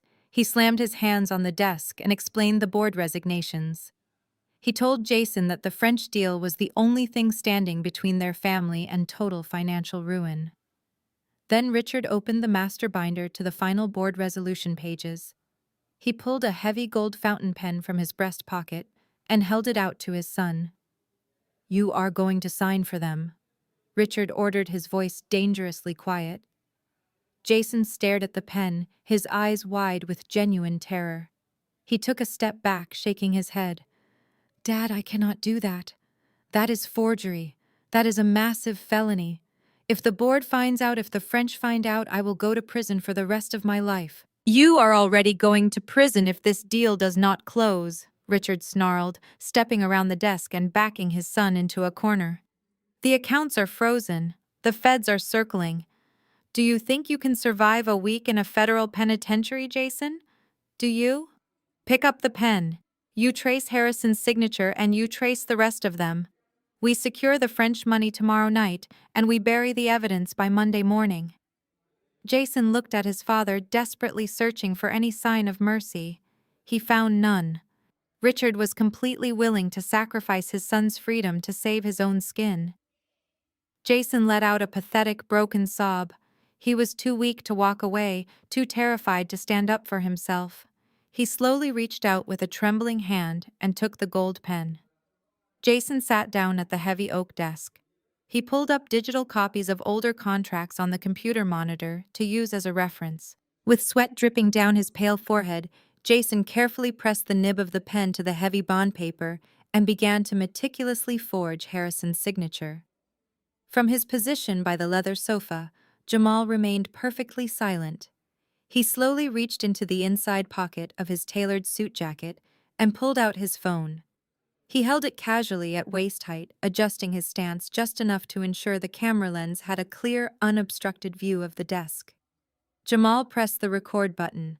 He captured high-definition, beautifully stabilized video of Jason Bradley committing blatant federal wire fraud and corporate forgery, perfectly framed with Richard standing directly over his shoulder, dictating the crime. A few minutes later, my phone buzzed on my kitchen counter. It was a video file from Jamal. I watched Jason sign away his own life in crystal-clear resolution. The final nail had just been driven into the coffin. All that was left was the funeral. Saturday evening arrived with the kind of crisp, electric chill that only Chicago can produce. I was not getting ready in my sparsely furnished apartment. I had booked a corner suite at the Ritz-Carlton exactly 3 floors above the grand ballroom where Richard Bradley was currently spending the last of his stolen money on ice sculptures and imported champagne. I stood in front of the floor-to-ceiling mirror, adjusting the neckline of my midnight blue silk evening gown. It was a dress designed not for blending in, but for commanding an entire room. I clasped a simple diamond necklace around my throat, took a deep breath, and walked over to the desk where my laptop was already set up on a secure encrypted network. I glanced at the clock. It was precisely 6 in the evening, midnight in Paris. I clicked the green icon on my screen to initiate the video conference. The screen flickered for a fraction of a second before resolving into the sharply lit wood-paneled office of Antoine Duval, the ruthless and brilliantly calculating chief executive officer of the French conglomerate. Antoine was sitting at his desk drinking a glass of dark red wine, looking perfectly relaxed. "Good evening, Claire," Antoine said, his thick French accent cutting through the laptop speakers. "You look like a woman who is about to close a very lucrative deal." I smiled, sitting down in the leather chair opposite the screen. "Good evening, Antoine. The stage is perfectly set. Richard and Jason took the bait exactly as we anticipated. They forged the board of directors' signatures on the final disclosure schedules yesterday afternoon. I have high-definition video evidence of the federal crime courtesy of my inside contact." Antoine let out a low, appreciative chuckle. He raised his wineglass toward the camera in a silent toast. "It is truly remarkable how predictable desperate men can be. When you first sat in my office last month, I admit I was highly skeptical of your strategy." Hearing him say that brought a deep sense of satisfaction. "When Richard fired me over the phone while I was drinking espresso in Paris, he completely bought into the narrative that I was just a tired, overworked wife taking an unauthorized vacation. He had absolutely no idea that less than an hour before that phone call, I had been sitting across a massive glass table from Antoine Duval himself. My trip to France had never been a vacation. It was a highly classified, aggressive job interview.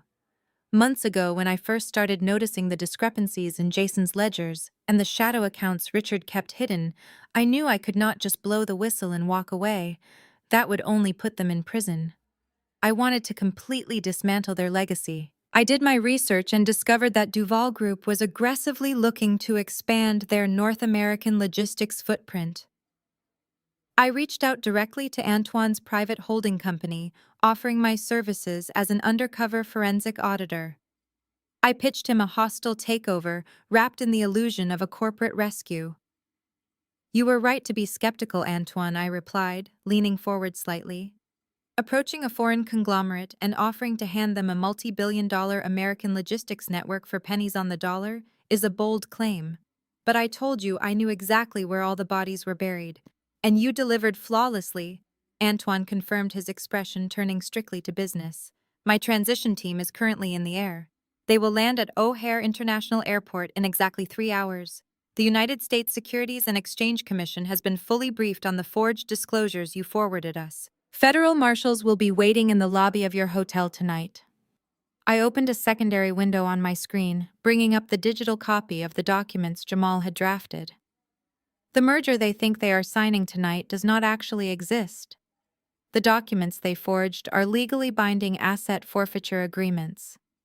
By signing them, Richard is unconditionally surrendering every warehouse, every truck, and every legitimate corporate account to Duval Group in exchange for assuming his toxic debt. "Exactly," Antoine said, a cold, predatory smile spreading across his face. "Richard Bradley believes he is securing a cash injection to save his empire. He does not realize that Duval Group has already quietly purchased all of his outstanding debt from his creditors.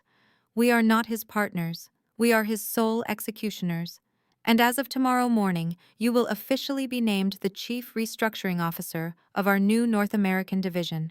"It is going to be a very memorable gala," I said, reaching for the trackpad. "I will see you on the other side, Antoine." I ended the video call and closed the laptop. The quiet hum of the hotel room surrounded me. I walked over to the massive window and looked down at the street below. Black town cars and limousines were already pulling up to the valet stand, dropping off the wealthiest and most influential people in the city. Richard had invited them all to witness his triumphant victory. He wanted an audience. I was more than happy to give him one. I grabbed my clutch, unlocked the hotel room door, and walked out into the hallway. It was time to go downstairs and burn the Bradley empire to the absolute ground. I stepped out of the elevator and walked down the sweeping grand staircase leading to the main ballroom of the Ritz-Carlton. The doors were wide open, spilling warm golden light, and the sound of a live string orchestra into the foyer. Richard had truly outdone himself in his final act of financial desperation. The room was a staggering monument to excess. Massive towers of imported seafood and caviar anchored the corners of the room, flanked by towering ice sculptures, intricately carved into the shape of the Bradley Logistics corporate logo. Waiters in pristine white tuxedos wove through the crowd of Chicago elite, carrying silver trays loaded with vintage champagne. It was a beautiful, spectacular lie. I did not immediately walk into the center of the room. I stood near the heavy velvet drapes by the entrance, a silent observer in my midnight blue gown. From my vantage point, I had a perfect view of the entire Bradley family. Naomi was holding court near the main bar, completely in her element. She had clearly raided whatever was left of her personal safe before the feds could lock it down. She was dripping in heavy diamonds and thick gold bracelets, aggressively flaunting her remaining wealth to a circle of wealthy socialites. I watched her toss her head back in a forced, overly loud laugh, desperately trying to project an image of absolute financial security to women who had undoubtedly heard the country club rumors about her repossessed Mercedes. Standing a few feet behind her, holding a glass of club soda, was Jamal. He caught my eye across the crowded room and gave the slightest, almost imperceptible nod. Jason was standing near the front of the stage, flanked by a few remaining junior executives who were too foolish or too uninformed to resign. He looked terrible. Despite his custom-tailored tuxedo, his posture was rigid, and his skin had a sickly pale sheen under the brilliant chandeliers. He kept nervously wiping his palms on his trousers. He knew that the heavy leather binder resting on the podium in front of him contained the documents he had illegally forged just 24 hours ago. He was a man standing on a live landmine, praying the timer would not run out before the French executives arrived to bail them out. The orchestra abruptly finished their piece, signaling the start of the evening's main event. The low murmur of the crowd died down as Richard walked up the short flight of stairs to the stage. He stepped up to the microphone, adjusting his silk tie, projecting the aura of a conquering king. The applause was polite, but slightly hollow. Many of the investors in the room were undoubtedly aware of the sudden board resignations attending tonight, simply to see if Richard could actually pull off this miraculous European merger. "Thank you all for joining us on this historic evening," Richard boomed into the microphone, his voice echoing across the massive ballroom. He paused, letting his gaze sweep over the crowd with arrogant satisfaction. "We are gathered here tonight not just to celebrate a business transaction, but to celebrate the enduring legacy and the unbreakable strength of Bradley Logistics. The past few weeks have presented us with unique challenges. We have seen a necessary restructuring of our corporate architecture." Richard leaned closer to the microphone, a cruel, mocking smile touching his lips. "And yes, during times of great transition, you quickly discover who possesses true vision and who lacks the basic loyalty required to succeed. We recently shed some dead weight. We parted ways with individuals who simply did not have the stomach for global expansion. We removed those who tried to bite the hand that fed them. But their cowardice and their treachery only paved the way for our greatest triumph." Richard gestured expansively toward his son. "I want to publicly recognize the man who made tonight possible. My son and the future chief executive officer of this company, Jason Bradley." Jason worked tirelessly, utilizing his brilliant financial acumen to secure this unprecedented merger with the Duval Group. He stepped up when others ran away. "He is the true architect of our future." The room broke into applause. Jason forced a strained, terrified smile, raising a glass to the crowd with a trembling hand. Richard raised his own glass, preparing to deliver his final toast before the expected arrival of the French delegation. He felt invincible. He soaked in the applause, truly believing he had beaten the federal government, outsmarted his own board of directors, and destroyed me in the process. He had absolutely no idea that the transition team from Paris had just walked through the front doors of the hotel, and the federal marshals were already securing the exits. Richard held his crystal glass high in the air, the light from the chandeliers catching the sparkling champagne inside. "To the future of Bradley Logistics," he declared. The crowd murmured their agreement, lifting their own glasses in unison. But before a single drop of champagne could be consumed, the heavy oak doors at the rear of the ballroom flew open with a resounding, violent crash. The sudden noise was so jarring that a waiter dropped a silver tray, the sound of shattering glass echoing sharply across the room. The string orchestra midway through a celebratory waltz faltered and screeched to a sudden discordant halt. Every head in the ballroom turned simultaneously toward the entrance. I stepped out from the shadows of the velvet drapes and moved directly into the center aisle. I was not alone. Flanking me on either side were 6 federal marshals wearing tactical vests over their dress shirts, their gold badges gleaming under the bright ballroom lights. Behind them walked 3 elite agents from the Securities and Exchange Commission, carrying thick leather briefcases. Finally, Antoine Duval's transition team, a group of sharply dressed French corporate lawyers, brought up the rear. We moved as a single unstoppable unit down the center of the room. The sea of wealthy investors and Chicago socialites immediately parted, backing away in shocked, breathless silence. Nobody wanted to be standing too close to the target of a massive federal raid. Richard lowered his glass slowly. The triumphant smile melted off his face, replaced by a look of sheer, unadulterated confusion. He stared at the federal badges moving toward him, and then his eyes locked onto me in my midnight blue gown. His confusion instantly morphed into absolute explosive fury. He grabbed the edges of the wooden podium, his knuckles turning white. "What is the meaning of this?" Richard bellowed, his voice cracking with rage over the microphone. He pointed a shaking finger at me as I continued my steady approach. "Security! Get in here right now. This is a private corporate event. That woman is my deranged former daughter-in-law. She is a bitter, emotionally unstable contractor who was fired weeks ago. Remove her from this ballroom immediately and throw her out onto the street." 4 large private security guards in black suits stepped forward from the perimeter of the room, moving to intercept my path. But the lead federal marshal simply raised his hand and tapped the gold shield pinned to his chest. He did not say a word. He just gave the private guards a cold, hard look that clearly communicated the severe legal consequences of interfering with a federal law enforcement operation. The security guards stopped dead in their tracks. They exchanged nervous glances, slowly raised their hands in surrender, and backed away into the shadows, completely abandoning Richard to his fate. The law outranked private wealth, and Richard's money could no longer protect him. I reached the bottom of the short staircase leading up to the stage. Richard was hyperventilating, his chest heaving as he realized his influence was suddenly completely useless. He looked out at the crowd of investors desperately trying to salvage his dignity, but the room was dead silent, watching his empire crumble in real time. I walked up the stairs, my heels clicking sharply against the polished wood. Jason was standing frozen next to his father. He was sweating profusely, his eyes darting frantically between me, the armed federal marshals, and the heavy leather binder resting on the podium right in front of him. He looked like a deer caught in the headlights of a speeding freight train. He knew exactly what was inside that binder. He knew it contained the forged board resolutions, and looking at the sheer confidence on my face, he knew I knew it too. Richard tried to step in front of me to physically block me from the podium.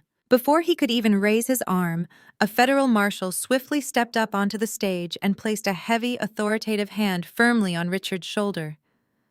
"Sir, step back," the marshal ordered, his voice echoing loudly and firmly across the silent room. Richard froze, his jaw clenched in impotent rage, forced to yield.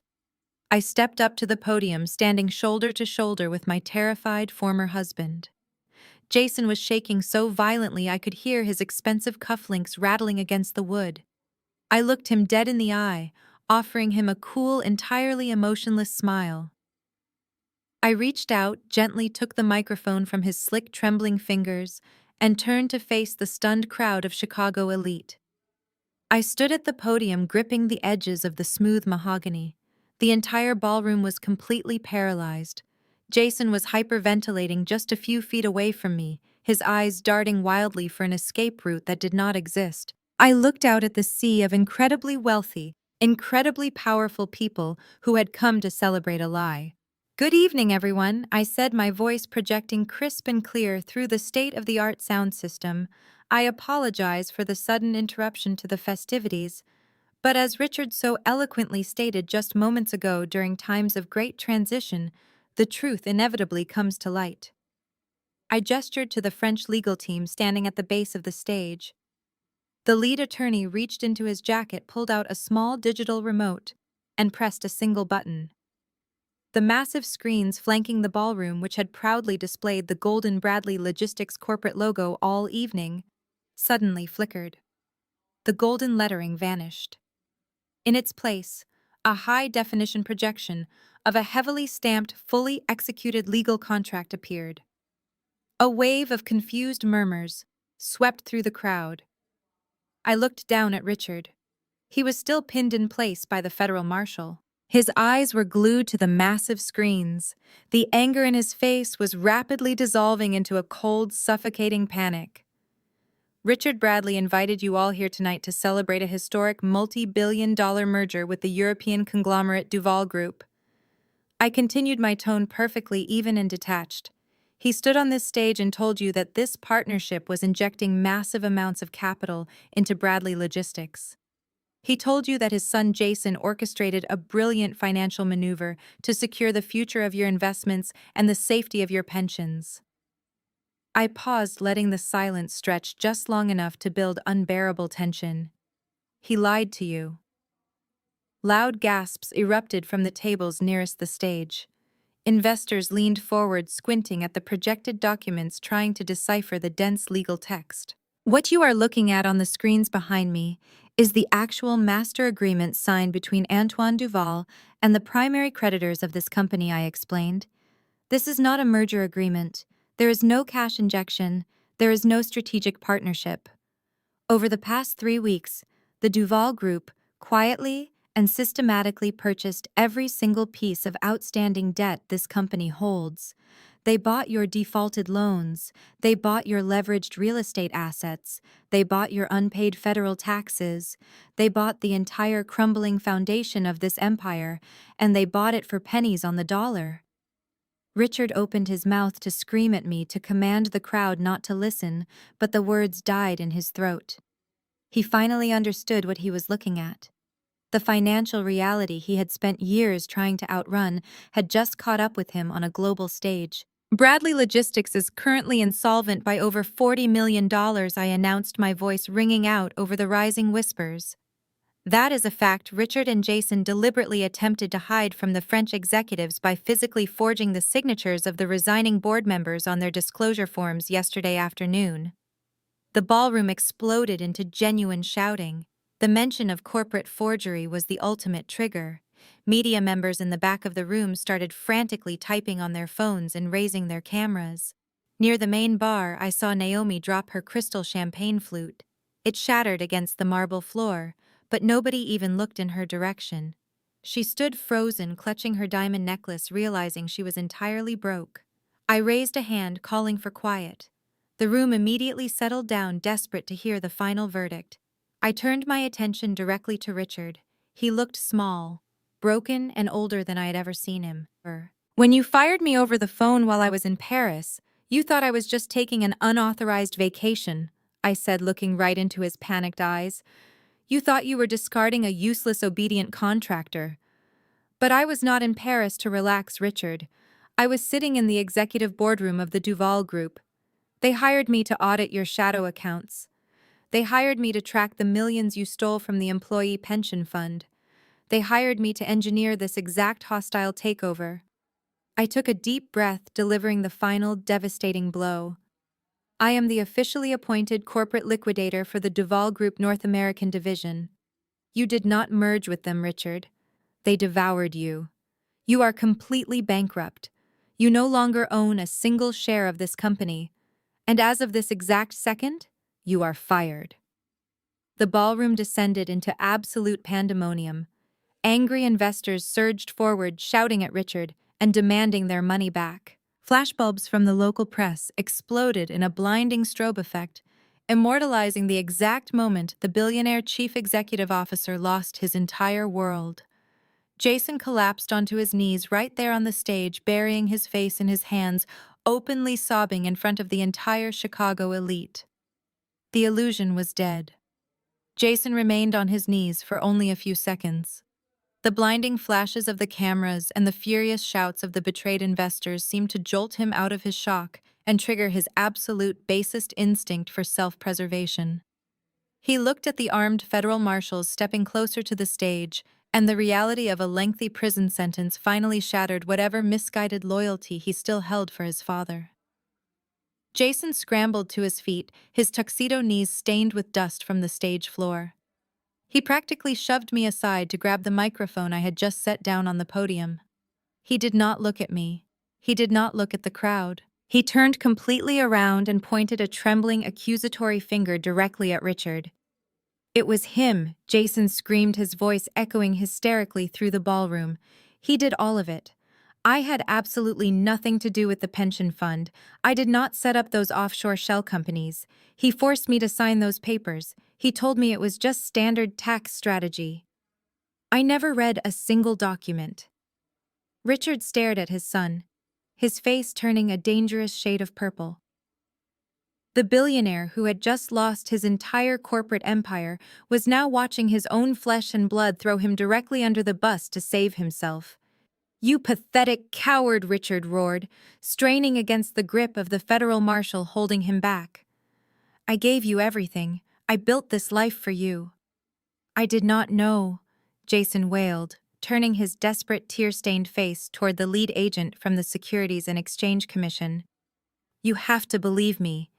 He controlled all the money. He even made me sign the board resolutions yesterday. I told him I did not want to do it, but he threatened me. He is the mastermind. I am just a victim in all of this." Jason stood there, chest heaving, believing his pathetic display of victimhood had actually worked. He thought he had successfully distanced himself from the sinking ship, but he had completely forgotten about the man standing quietly in the shadows.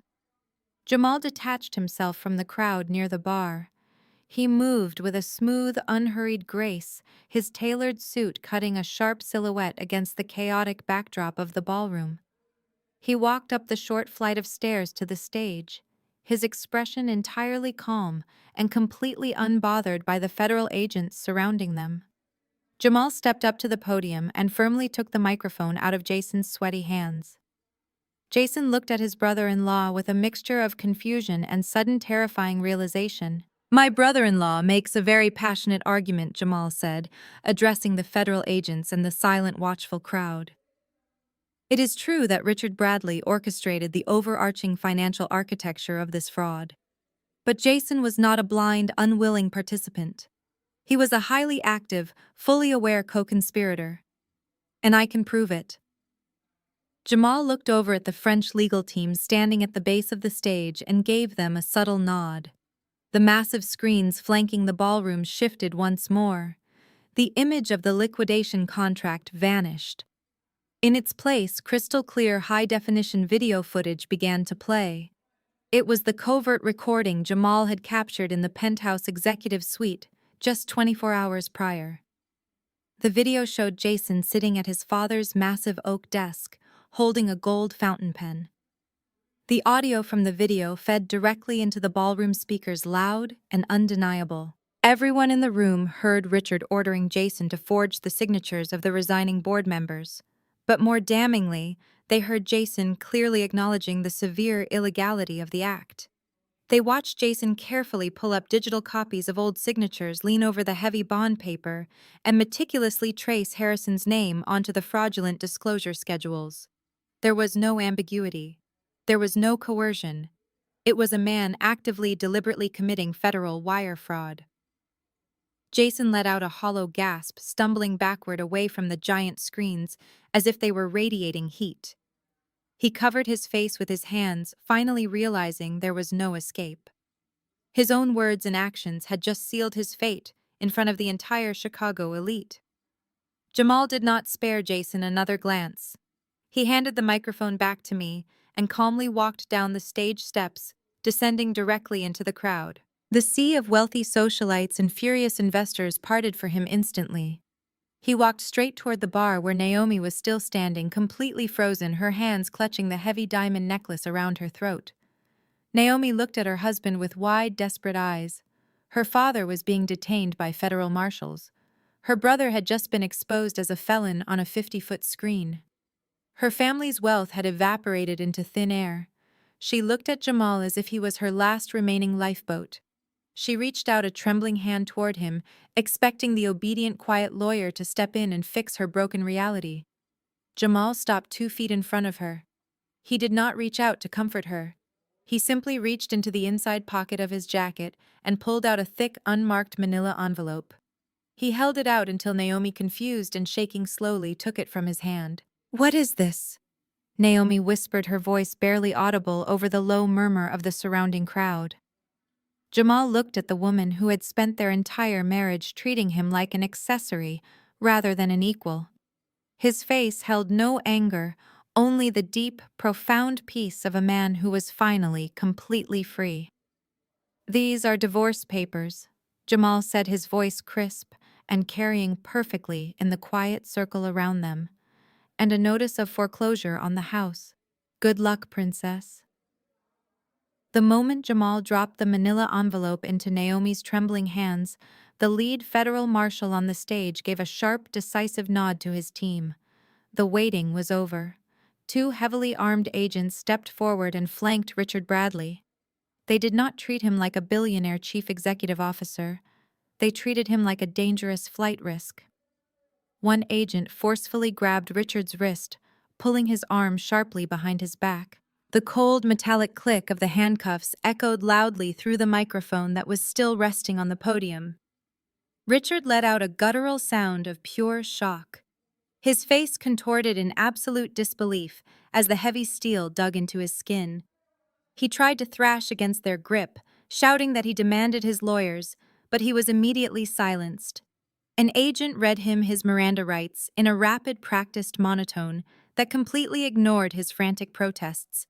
The charges were listed clearly for the entire room to hear: federal wire fraud, severe corporate embezzlement, and aggravated tax evasion. Jason did not fight back. When the marshals pulled him up from the dusty stage floor by his armpits, his legs practically gave out beneath him. He was openly weeping, letting out a pathetic, high-pitched wail that made the remaining investors in the ballroom turn their heads in sheer disgust. As they slapped the cuffs onto Jason's wrists, he desperately tried to look at me, begging for a sliver of the mercy I used to afford him when he made mistakes. I gave him absolutely nothing. I kept my face entirely blank. I simply turned my back as the federal agents began marching the 2 men down the stairs and out through the side service doors, stripping them of their dignity, their power, and their freedom in front of everyone they had ever tried to impress. Down on the main ballroom floor, the brutal reality of the envelope had finally registered with Naomi. She tore open the flap and pulled out the legal documents. Her eyes frantically scanned the bold lettering of the divorce decree and the undeniable finality of the bank foreclosure notice. The safety net she had relied on her entire life was completely gone. Her father was currently being shoved into the back of a federal vehicle. Her brother was headed to a maximum security prison. Her husband had just legally abandoned her, and her precious family fortune was securely in the hands of the French conglomerate. Naomi dropped the papers. Her knees buckled, and she collapsed directly onto the polished marble floor of the Ritz-Carlton. She sat there in her heavy designer gown, surrounded by scattered ice from her shattered champagne flute, weeping uncontrollably. Not a single person from her elite social circle stepped forward to help her up. They actively backed away, avoiding her like a contagious disease, terrified of being associated with the Bradley name. She was entirely alone. I walked down the stage stairs with perfect posture, completely ignoring the frantic financial journalists who were now shouting questions at me.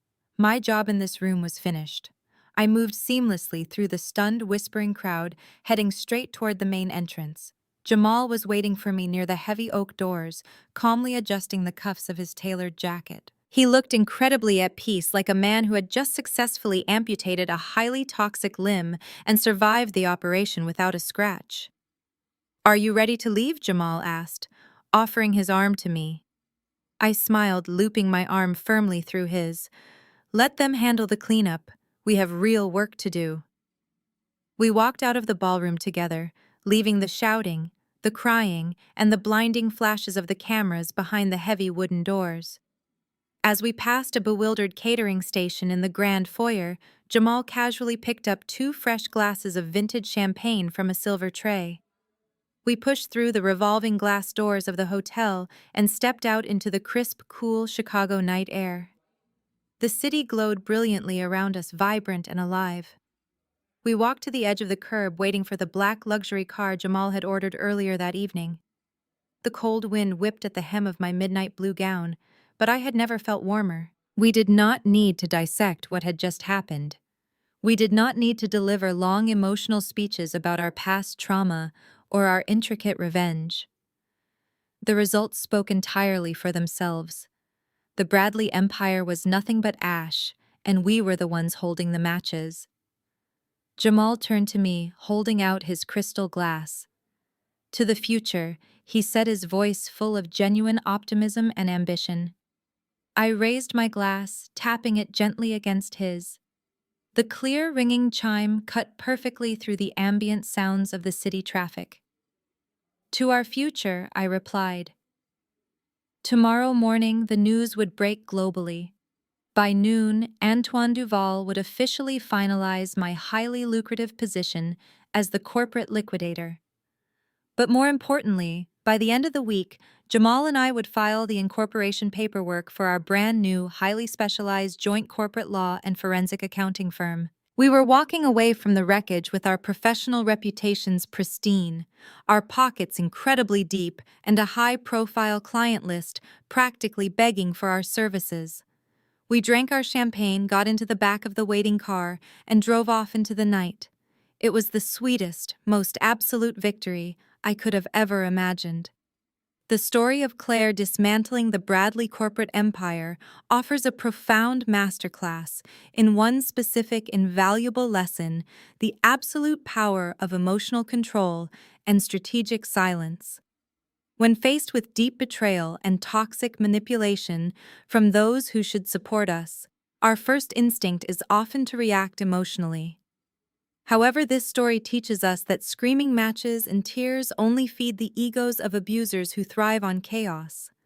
Instead of letting her husband's infidelity or her father-in-law's financial abuse break her, Claire channeled her pain into cold, calculated focus. She realized that her true value never depended on their approval, but rather on her own intellect and capabilities. By refusing to give them the emotional reaction they desperately wanted, she maintained complete control over the narrative and her own destiny. Too often we stay in toxic personal or professional environments because we are manipulated into believing we are nothing without them. We sacrifice our peace and our talents to build up people who view us merely as disposable tools. The ultimate takeaway here is that you must know your own worth and protect it fiercely. When someone repeatedly shows you that they do not respect your boundaries or your contributions, you must stop trying to fix them. Instead, gather your resources, recognize your leverage, and calmly walk away, allowing their own toxic behavior to be their undoing. True justice is not always about revenge. It is about reclaiming your independence and refusing to be a stepping stone for someone else's ego. If you are currently feeling undervalued or manipulated in any area of your life, take a step back today and start building your own exit strategy.